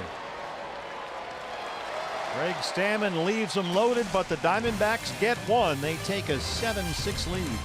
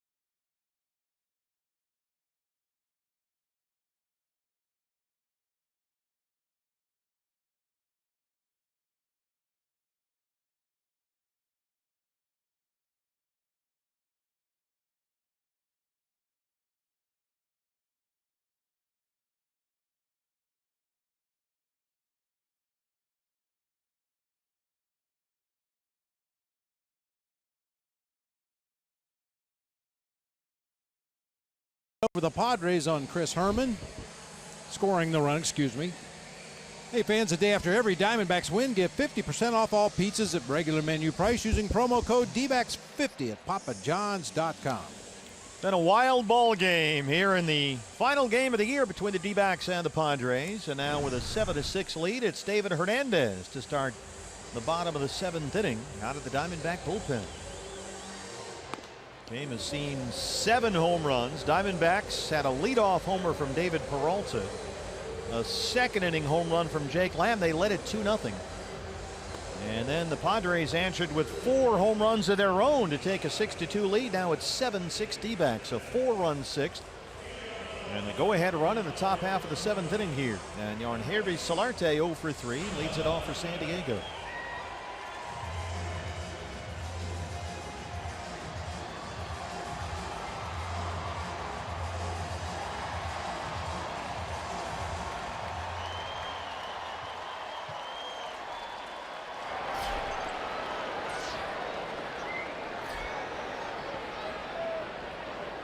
D-backs have not been swept in a 3-game series here at Petco since June of 2013. Need to hang on to this one to avoid the sweep tonight. That's sky to shallow center. Pollock coming in. 1 pitch, 1 out for Hernandez. Well, that's a huge first out of the inning because it was Yangervis Solarte, a guy that usually sees 9 or 10 pitches every at bat. To get him out on 1 pitch is huge. He's a pest. Matt Caesar took over in left field for Jabari Blash. Blash struck out all 3 times he was up tonight. Caesar 222, 3 home runs. He walked twice when he started in left field Monday night.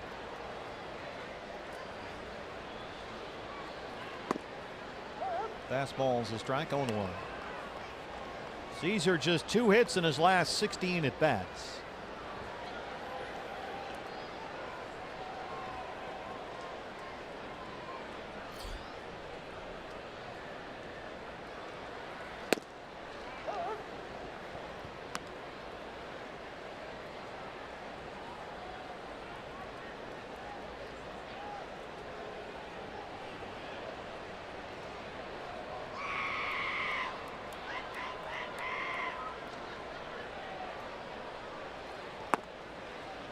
Slider missed. It's 1-2.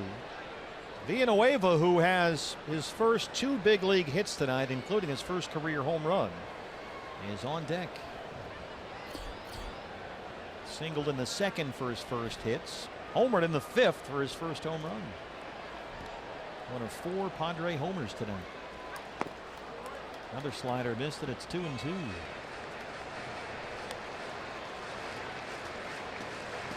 Cubs lost at Tampa Bay. Brewers lost at Pittsburgh. Diamondbacks' magic number right now is 5.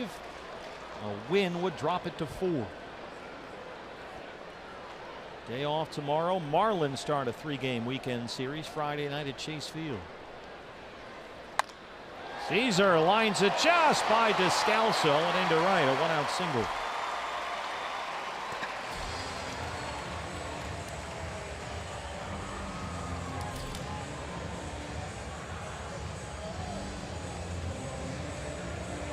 Well, it's been a highlight night for the rookie third baseman for the Padres, Christian Villanueva. Had been 0 for 4 in the series to begin his major league career. Made his big league debut Monday. Archie Bradley will start to get it cranked up. Andrew Chafin down there as well. As you mentioned, big night of first for Villanueva. First hit, first homer, first RBI. And he hasn't grounded into a double play yet in his career. Oh, well, let's just continue the theme of firsts. Fastball up, it's 1-0. Villanueva had a good year at AAA El Paso, hit almost 300 there. 20 home runs, led the team with 86 RBIs.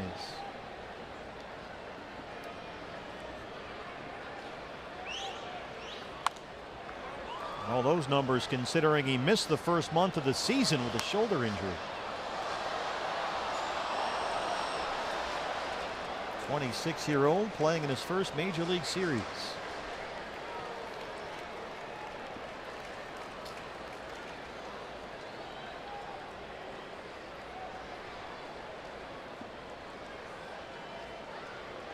Caesar's got pretty good speed at first.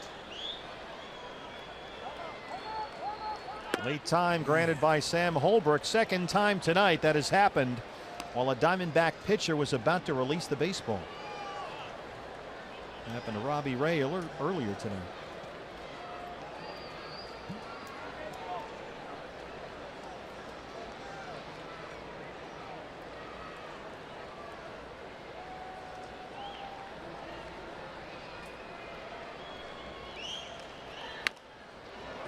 Foul behind Glenn Hoffman at third. It's 1-2. You mentioned Caesar with good speed over there at first base, but he's 0 for 2 in stolen base attempts this season. It's odd. Johnny Washington coaching at first.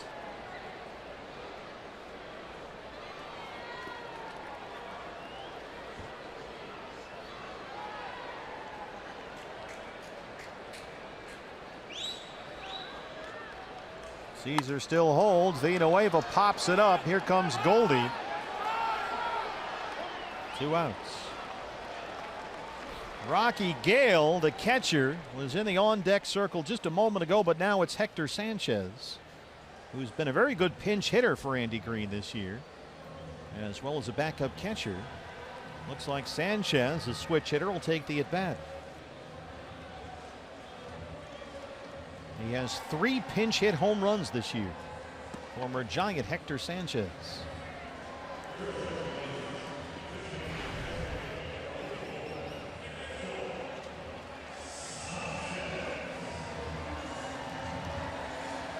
Torey Lovullo, once Sanchez is announced, he's got Chafin and Bradley ready down there.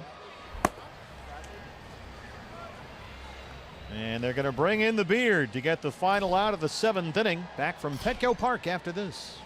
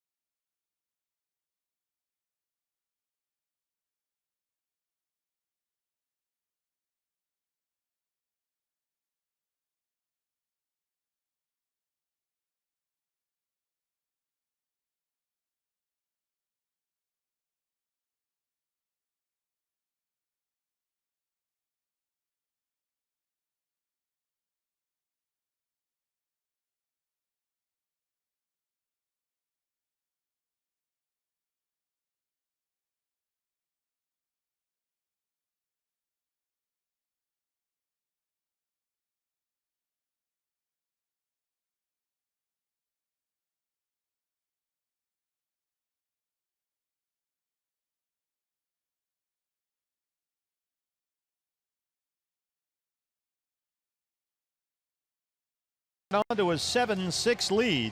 2 outs on the home half of the 7th. And on from the bullpen. Archie Bradley, the right-hander, his 60th appearance this year, a 1.20 ERA. Archie has held opponents scoreless in 9 straight appearances and 22 of his last 23. Since July 25th, Archie Bradley's ERA is 0.40. That seems pretty good. That's pretty good. Well, you've got Sanchez, who will pinch hit now. He's a switch hitter. So as soon as he was announced, Torey Lovullo went to bring in the Beard. So Sanchez will bat left-handed, where he's a little bit better. It's a marginal difference. .232 as a left-hand batter. But 6 of his 8 home runs this year have come from the left-hand side. And very little history against either Diamondbacks pitcher. He was 1 for 3 against David Hernandez, 0 for 1 against Archie Bradley with a strikeout. Caesar at first, 2 outs. Fastball misses away at 95, 1-0. Sanchez just 4 hits in his last 29 at bats. That dates all the way back to the last week of August. Close at first, and Caesar is back in time.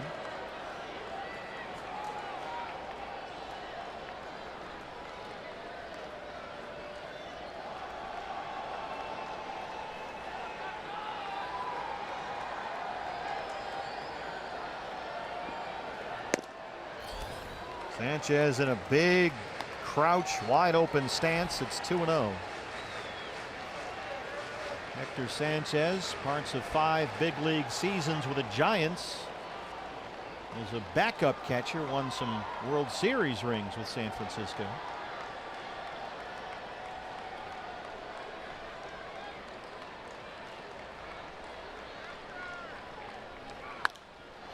Popped it up, third base side, Lamb in foul ground. Jake is under it.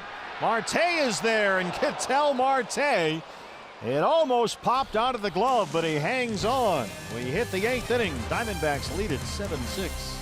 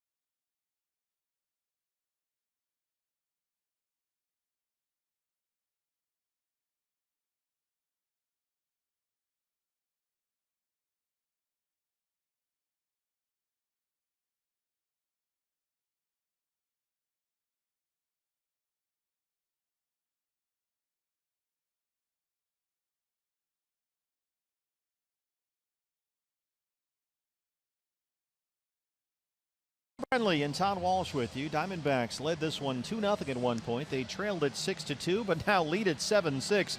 It's been a wild one. We've had 7 home runs, 3 by the Diamondbacks, including a 2-run home run, and that 4-run sixth by J.D. Martinez that tied the ball game. Diamondbacks took the lead in the 7th on a David Peralta RBI double, and now the right-hander Tim Melville is out from the Padre bullpen to open up the 8th inning. Just his 2nd appearance this year, recalled Monday from AAA El Paso. He was claimed off waivers from the Minnesota Twins back on August 26th. He made 1 start for the Twins this season back on August 21st. Torey Lovullo checking in with Sam Holbrook. Sanchez will take over behind the plate after he hit for Rocky Gale. Corey Spangenberg replaces Villanueva at third.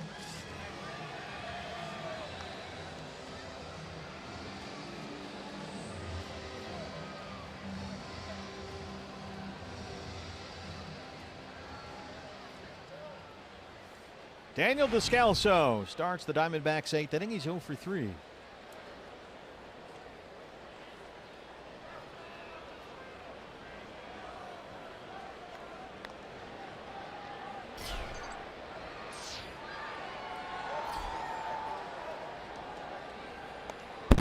Look out.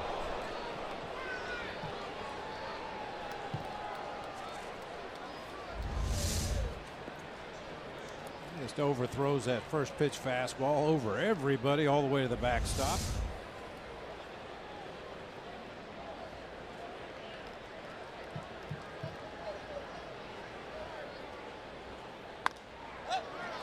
Popped it up first base side for Myers.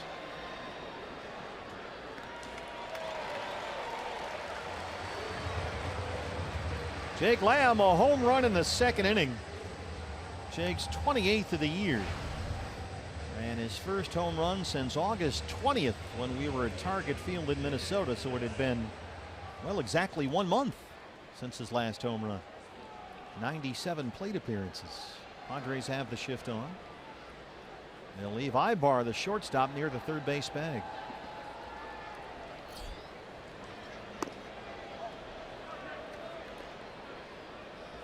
Archie Bradley going over the Padre hitters due up in the bottom of the 8th inning.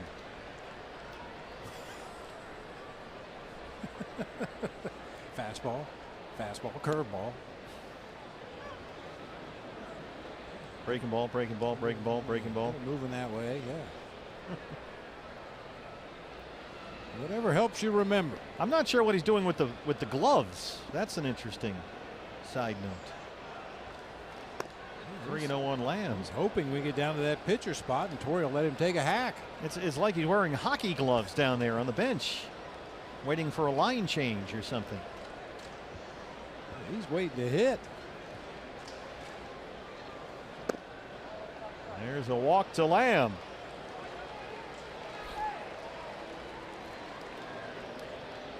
The Diamondbacks this season, when they've had a lead at the beginning of the 8th inning this season, 72-4. That's Bradley and Rodney. Yep.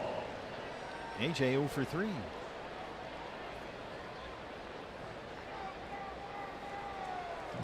Well, it will get interesting if it stays this way in the bottom of the 9th, because Fernando Rodney has had some issues with the Padres this year.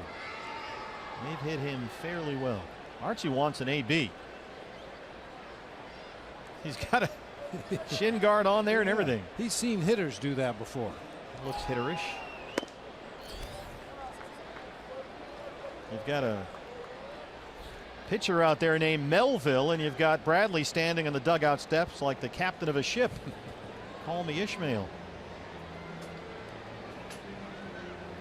Wait, is this a bat? Am I supposed to hold it like this? Which end do you hold again? He's asking Dave Magadan. Of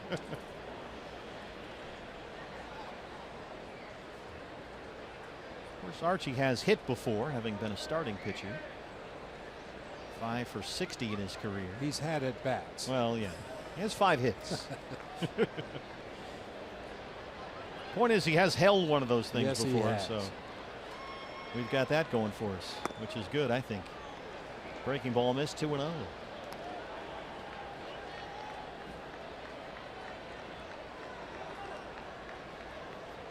AJ, a big night last night. He homered twice, doubled, walked. Bullpen still busy. Corey Mazzoni, the right-hander, warming up for the Padres. Melville has thrown 8 pitches, 7 of them balls. And that number keeps going up. He walked Lamb, and now he's behind on Pollock, 3-0. Chris Herman, who singled, stole a base, and scored the go-ahead run in the 7th, will be next.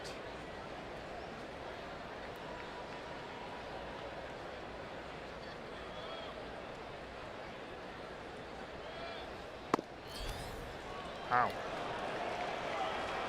Tim Melville. 10 pitches, 9 balls. Say good night.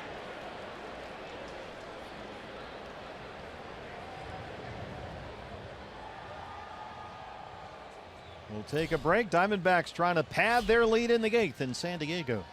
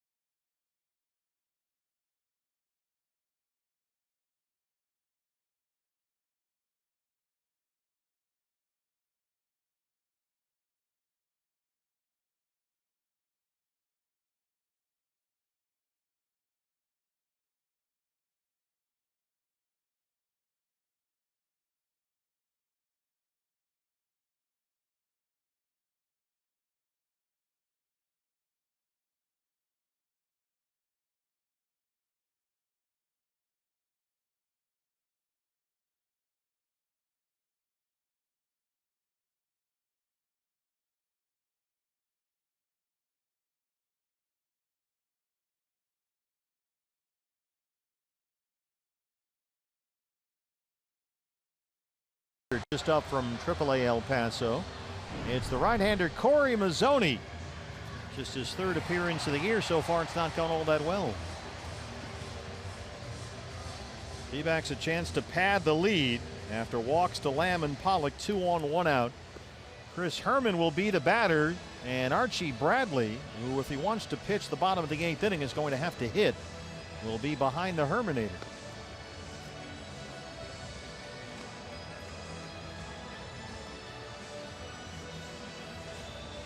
Mazzoni had a cup of coffee with the Padres back in 2015, pitched in 8 ball games, gave up 23 hits in 8 2/3 innings. Ouch. 20 earned runs in 8 2/3. Well, he had a good year at El Paso, a 1.19 ERA in 30 innings. Converted each of his 3 save opportunities in the regular season and the postseason. Herman singled, stole a base, scored a run his last time up, 1 for 3. Jake Lamb at second, A.J. Pollock at first, 1 out.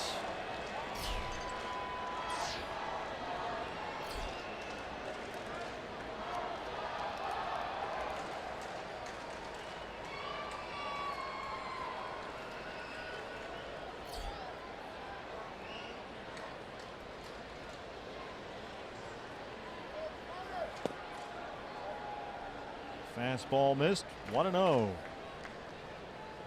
Chris flied out to center in the second, struck out in the 5th, and singled in the 7th.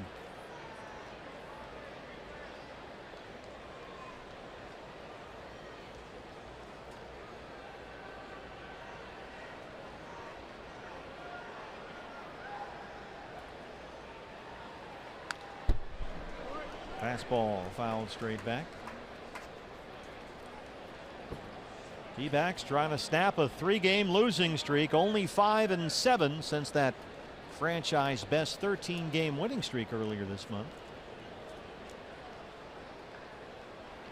They had scored 3 runs or fewer in every game on this road trip, but tonight 7 runs on 8 hits, including 3 home runs.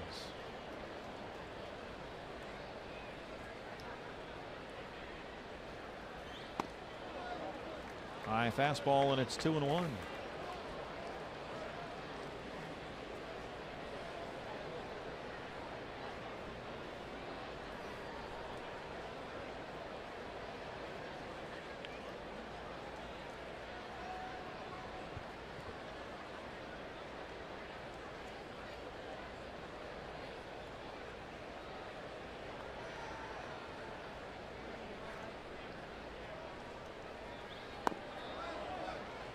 Missed with a breaking ball. 3 balls and 1 strike.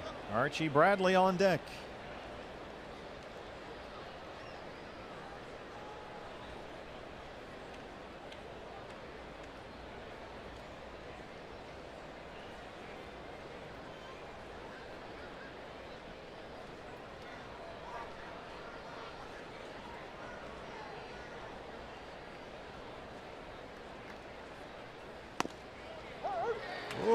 Fastball is strike 2, says Sam Holbrook. Full count.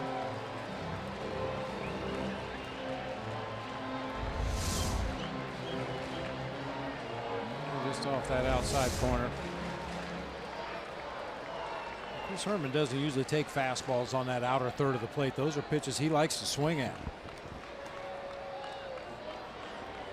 Well, he was right to take that one. It was ball 4. Full count, 3-2. Here it is.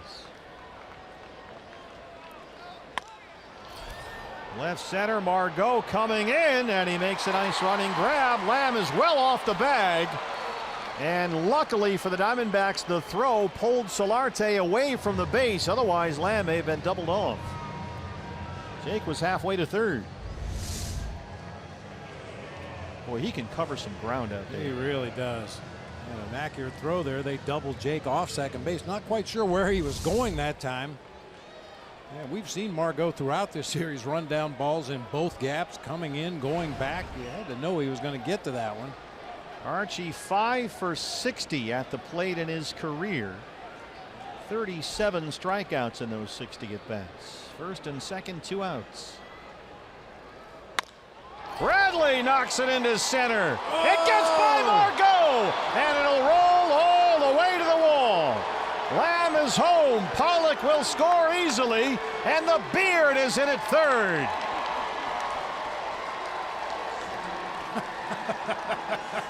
My goodness, did they get a break there? Archie Bradley. Somehow that got behind Manuel Margot and went all the way to the 396 mark out there in right center. I think it just surprised everybody. I mean, he hit the living daylights out of that ball. That was a scalded line drive into center. Just skipped underneath the glove of Margot all the way to the wall. Well, Archie gets his running in here with a 2 RBI triple.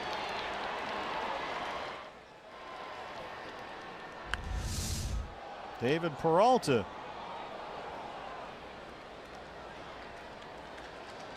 I assume that was a triple. It could be, I guess, a base hit and an E8. They put an error up on the board. We'll await the official verdict. In any case, it's 9-6 Diamondbacks.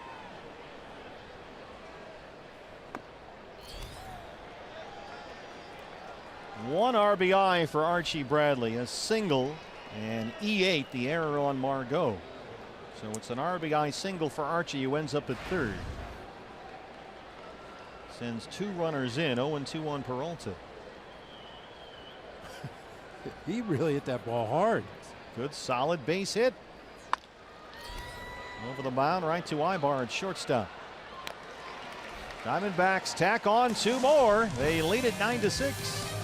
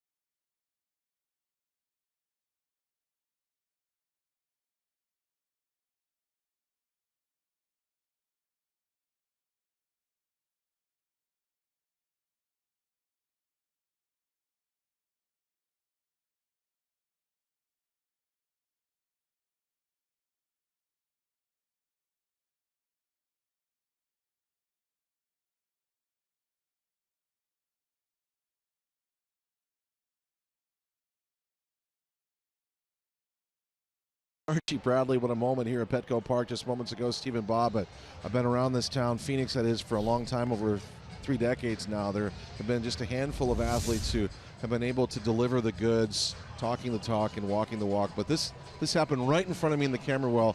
I swear to you, he had his eyes on that dugout before he had his eyes on third base.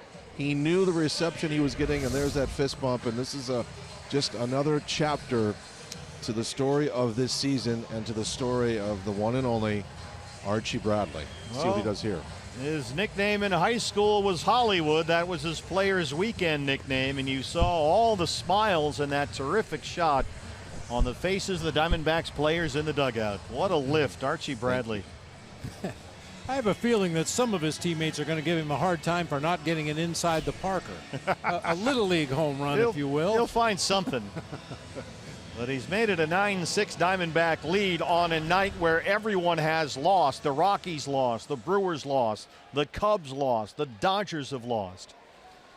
Diamondbacks can drop that magic number down to 4 and increase their wild card lead over Colorado to 5.5. Corey Spangenberg will lead off the San Diego 8th. Vandenberg took over at third in the top half of this inning. First pitch to Descalso. Very quickly one out.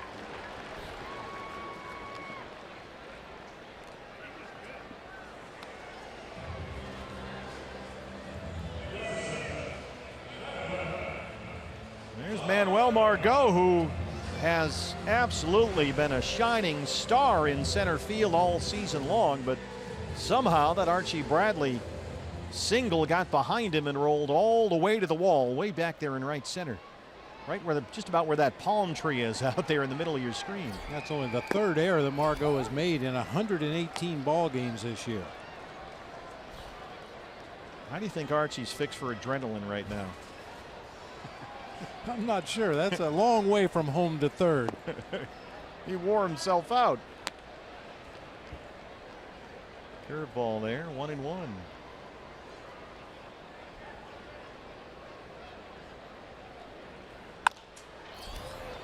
Jake Lamb knocks it down, plays it off his chest, recovers nicely, and gets the speedy Margot at first. It's been a while since I've referenced the late Ron Santo, one of the great third basemen in the history of the game. He said all you need to play third is a strong chest and a strong arm, and Jake Lamb used both of them that time. Yeah, looked more like a catcher there, blocking a pitch in the dirt. Brings up Eric Ibar. He has singled and walked tonight.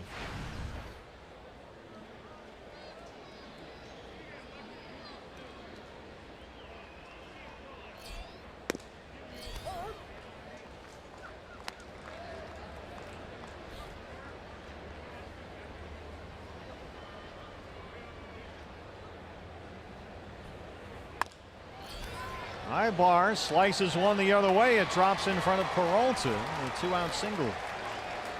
Well, he just has a knack for getting under your skin. Most of them aren't hit very hard, but they always seem to find grass out there in front of the outfielders, behind the infielders. Fortunately, this one comes with 2 outs in the inning. Well, you got to be careful now with Will Myers. He has walked twice, scored a run tonight, 0 for 2. A .325 career hitter against the Diamondbacks, and he's been a hot hitter this month.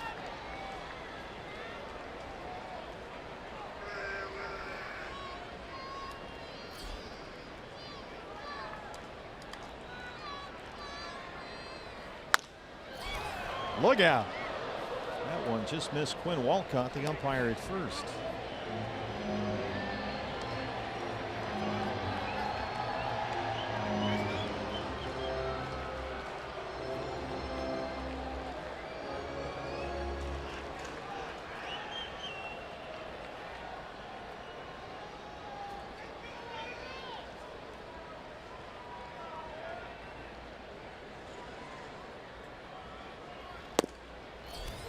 Fastball missed, 1-1. Myers has been hitting the ball hard all month long. He's batting over .330 in September. 4 home runs this month.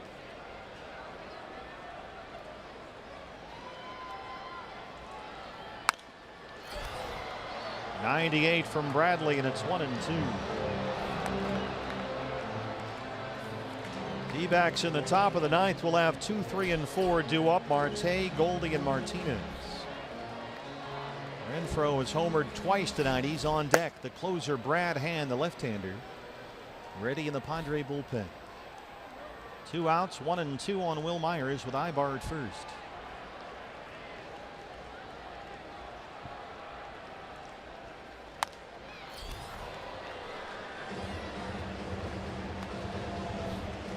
Archie Bradley's had the better of this matchup over the course of their respective careers. Will Myers only 2 for 16 lifetime against Archie Bradley with 5 strikeouts.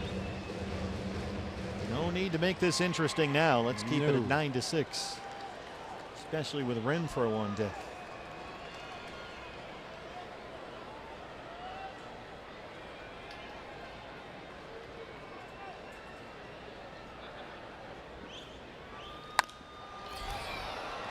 Myers keeps fighting off fastballs, and now Herman wants to talk over maybe a change in plan here.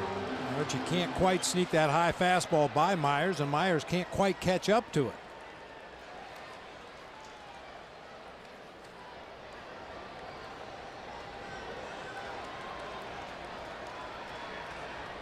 Ibar stolen 2 bases tonight, but down 3. He's not running here.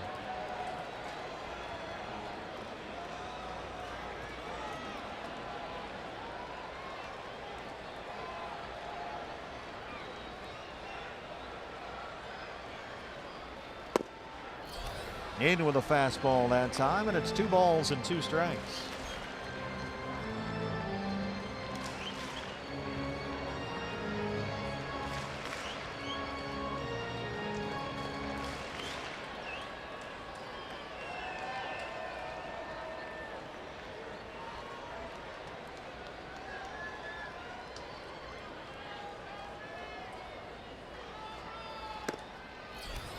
Yank the fastball and it's full. Now you definitely want to get Myers here because Renfroe would come up next as the tying run. He's homered twice tonight.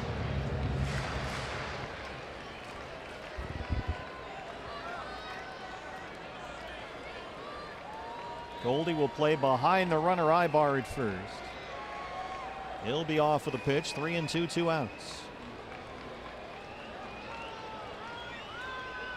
Here goes Ibar. Myers hits it right at Peralta. And David broke in. It almost sailed over his head. But we get the 9th inning. 9-6 D-backs.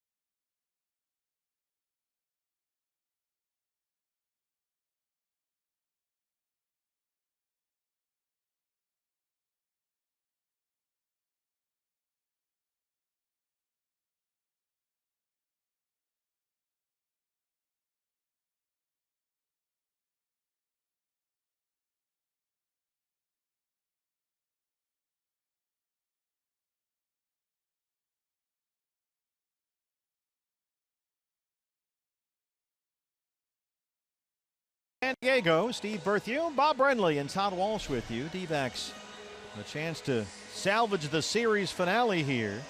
Snap a 3-game losing streak and get win number 88 on the year. Before an off day tomorrow, and then we open up the final homestand of the year. Friday, Giancarlo Stanton, the Marlins will be in town. Friday, Saturday, Sunday. And then 3 against the Giants Monday, Tuesday, Wednesday before we finish up the year next weekend in Kansas City. You want to talk about a forgotten soldier. How about Marcell Ozuna? I think he has 34 or 35 home runs, and you never hear him called the Ozuna Marlins. Well, when Giancarlo hits one every day like he did today is 56. He's getting second billing. He's second banana, if you will. Here's Ketel Marte, an RBI double in the 6th inning, 1 for 4. Spangenberg again a step or 2 at third. There's ball 1.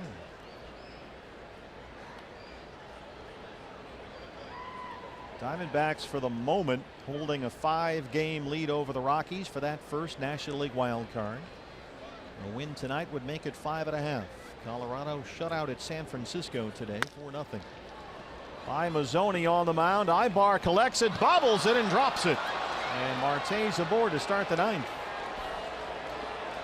He still can't pick it up. Hot potato. Follow it home and see what it eats. Up into his chest. He had it. He lost it. He had it. He lost it. Like he's trying to do card tricks out there. It'll be an error on Ibar. It's short. Yeah, maybe one bobble will give the guy an infield hit, but if you bobble it twice, we're going to have to call it an error. Yeah, there's no way around that. Chance for Goldie. He has singled. He's got an RBI sac fly. He walked his last time up. And the throw gets behind Myers, and Marte will break for third as it rolls up the right field line, and Myers almost threw it into the stands.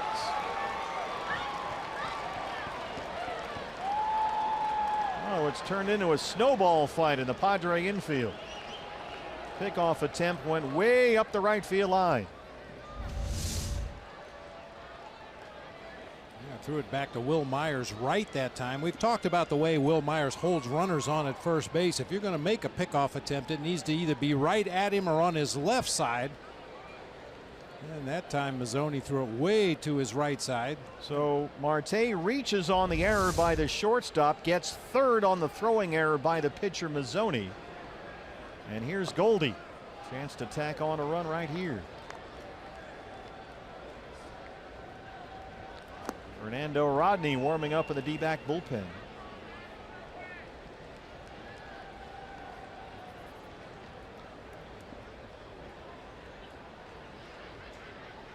In the process of saying a win here can make that wild card lead over the Rockies 5.5 games with 9 to play. This is game 153 tonight.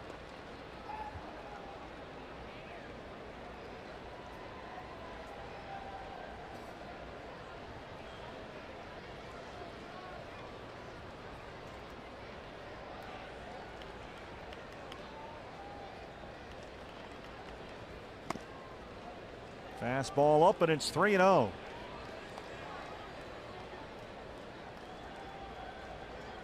JD Martinez, his 41st home run in the 6th inning, tied the game at 6.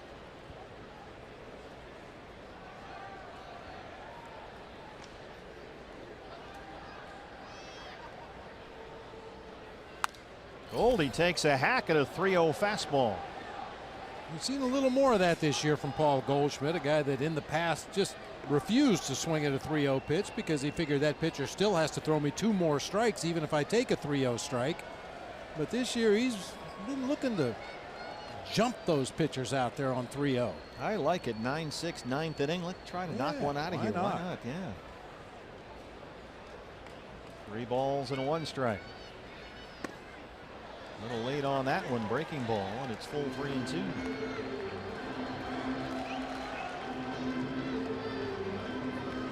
Coming back to the days when Kirk Gibson was managing the Diamondbacks, and he wanted Goldie to swing at more 3-0 pitches. Gibby was a big proponent of that 3-0 swing, and Goldie just wouldn't do it. Let's see what he does on 3-2. Base hit. Marte can come on in. 10-6 Diamondbacks.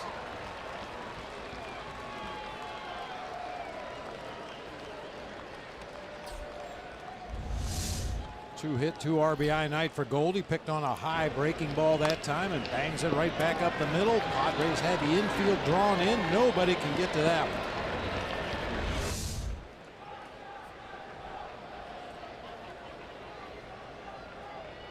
one. Uh-oh. It's on again. Taijuan Walkers have to tackle David Peralta. Here's JD Martinez. You know, that's odd in and of itself that Taijuan Walker sits down there next to the bat rack. Usually pitchers get as far away from the bats as they can. Sit clear down at the end of the dugout. Just stay away from those helmets and bats. But there's Taijuan Walker right there with the coaching staff. He's like the bouncer out in front of the bar. You're not on the list. Yeah. On the other side of the velvet rope, please.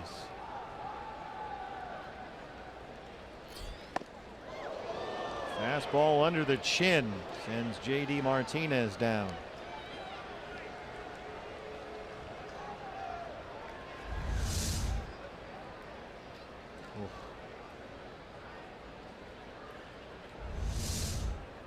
Command has not been Corey Mazzoni's strong point tonight.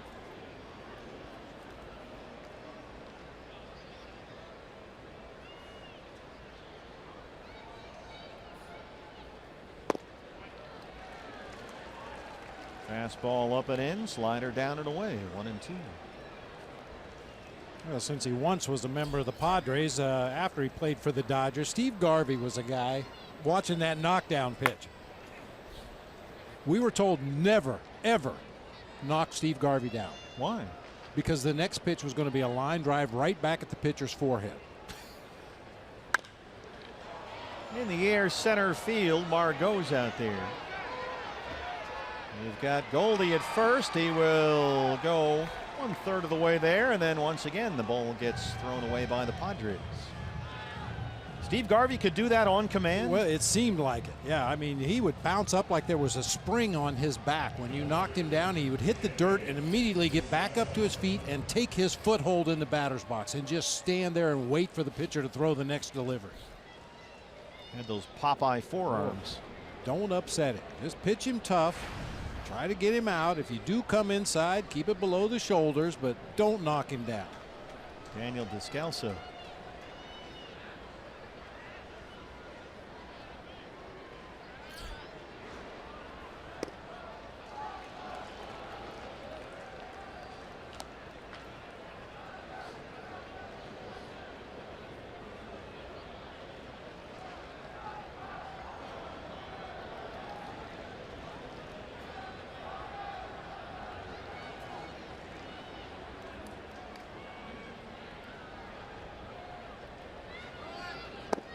Goldie breaks for second. Sanchez's throw is not in time. Stolen base number 18 for Paul Goldschmidt.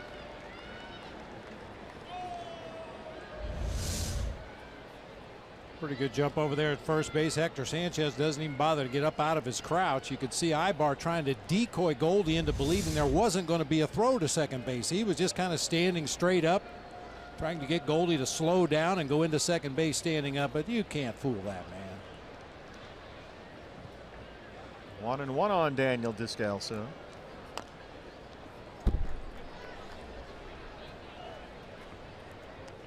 Rodney is ready in the Diamondback bullpen. Padres would have Renfroe, Solarte, and Caesar due up 4, 5, and 6.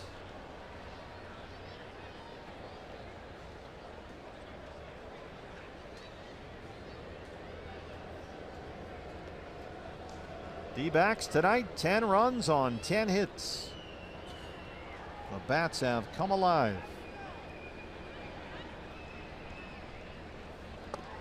Zoom ball, and it's 2-2.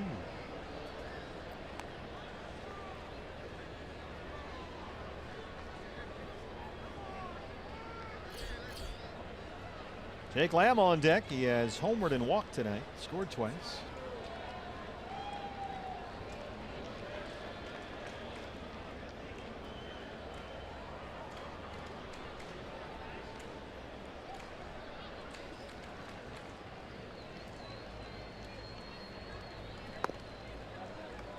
Lays off a 2-2 breaking ball away, and it's full.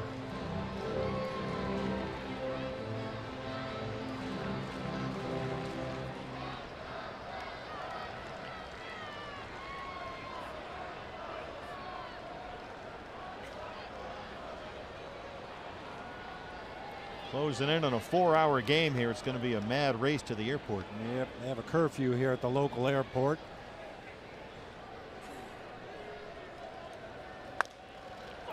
Fly ball left field, Caesar.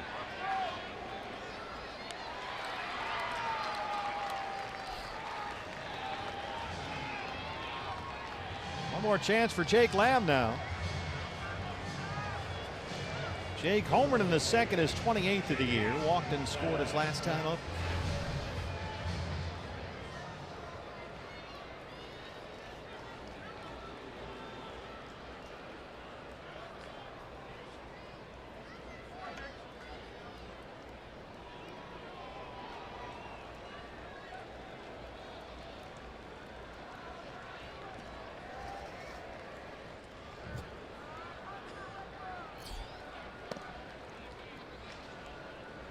Solarte well back on the outfield grass at second.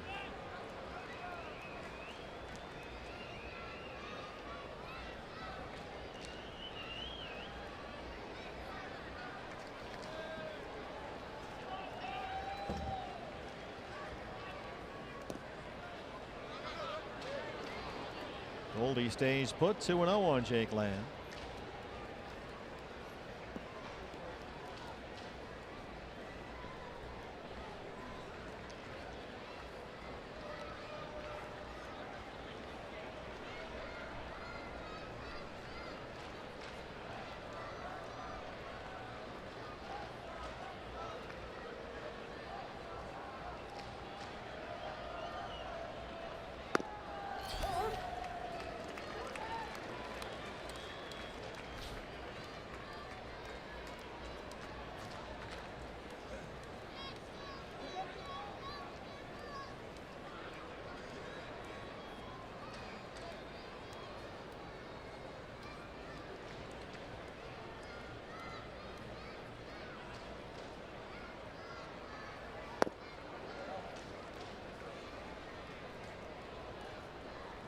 Three and one. A.J. Pollock on deck.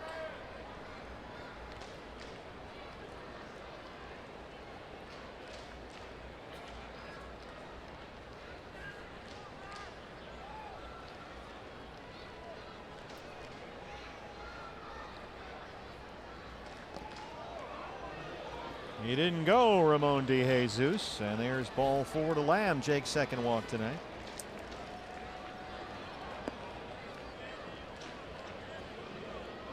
Andy Green and his bench coach Mark McGuire.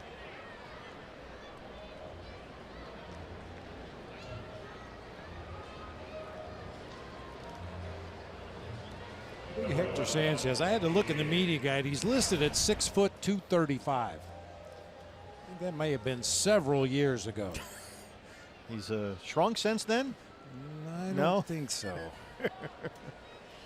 You know, it's one thing when you're a backup catcher and you play twice a week and pinch hit maybe 2 or 3 other times a week, but when you're a backup catcher and all you really do is pinch hit, it's easy to pack on a few pounds. Is that the voice of experience? But they never let me pinch hit. Come on. I mean, obviously the demands of the position, you burn a lot of calories, you work hard, but you know, at this stage of his career, I'm sure he doesn't catch side sessions. He doesn't warm up pitchers in the bullpen. He looks for that one at bat off the bench sometime late in the ball game, and that's about it. AJ drives this one deep right center field, and that ball is gone. AJ Pollock. A 3-run homer is 13th, and the Diamondbacks lead it 13-6.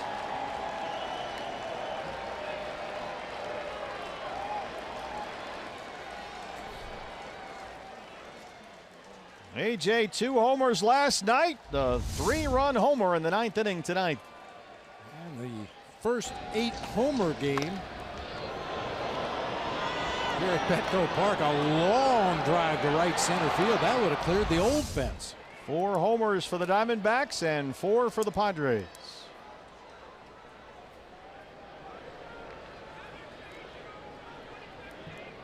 AJ's bat has come alive. That's 4 home runs now in his last 9 games.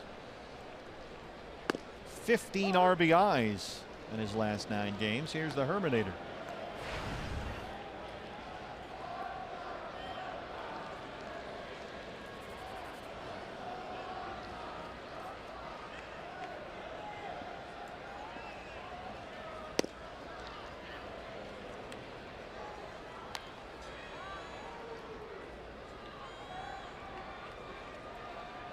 Fernando Rodney will sit down in the Diamondback bullpen. Braden Shipley has started warming up.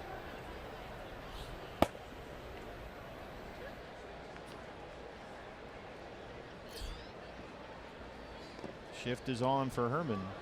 By the way, your staff looked this up. They did let you pinch hit. Not a lot. I wasn't very good at it. 205 for your career with a home run. 73 pinch hit at bats for Bob Brennan. That's enough to keep the pounds off. Keep you away from the spread.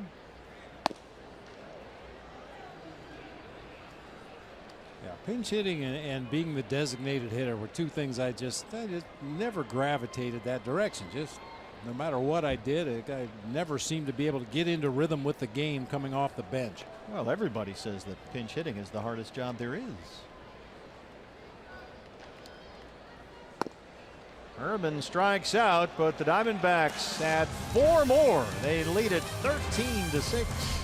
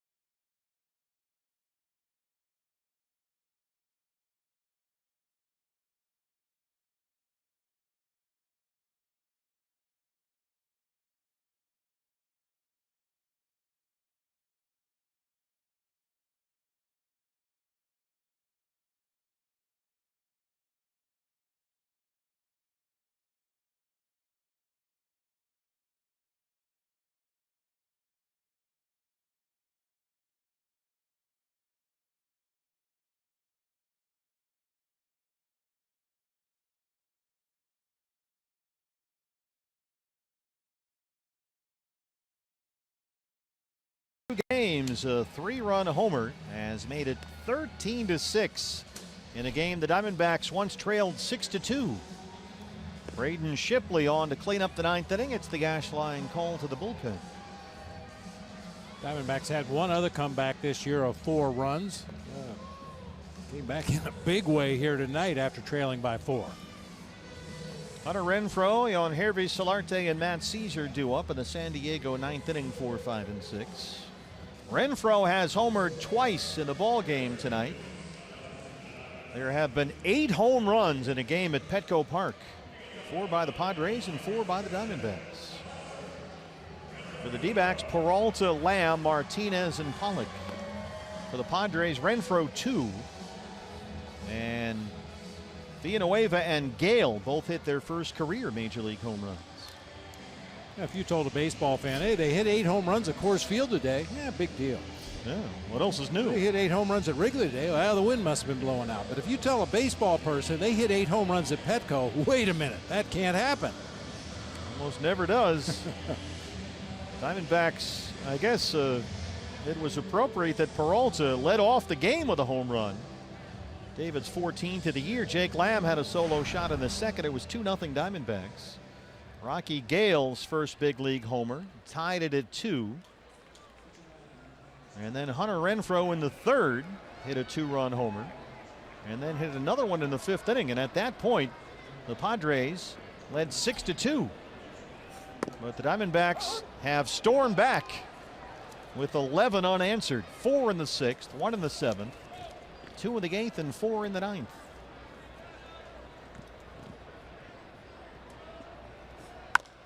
Renfroe bidding for one more, and it's gone. Hunter Renfroe, his 3rd home run tonight, and the 9th home run hit at Petco Park in this ball game. What is going on?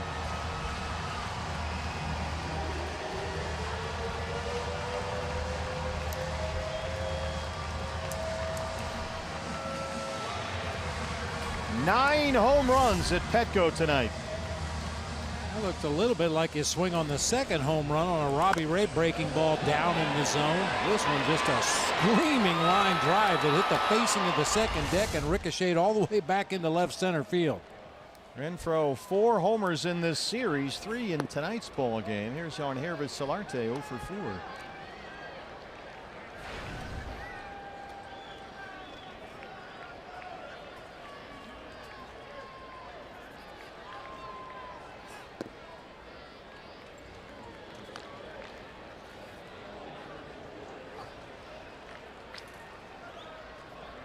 This is the 8th game this year in the majors that has seen at least 9 home runs. Shipley can't make the kick save. It dribbles into center. This is the first 9-homer game in the history of Petco Park.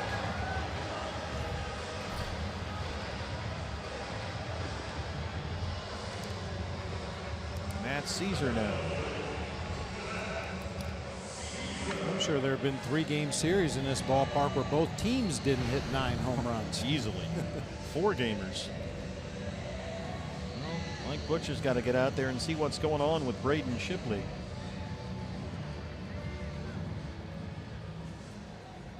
D-backs would like to wrap this thing up. As you mentioned, there's a airport curfew here in San Diego, which I think starts in an hour and 3 minutes.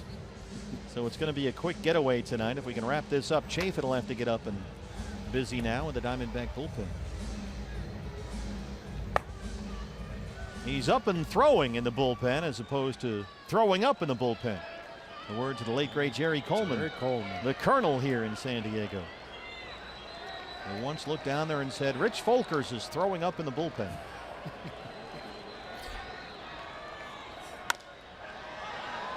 Sky to right. Here comes JD. Good meeting. That's good coaching is what that is.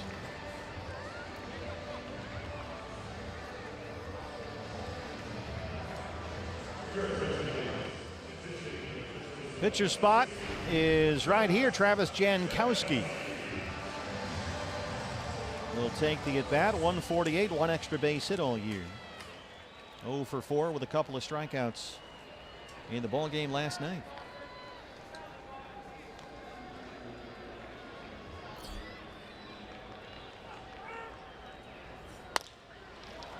This should do it. Descalso, Marte, they roll it, and the Diamondbacks get the win.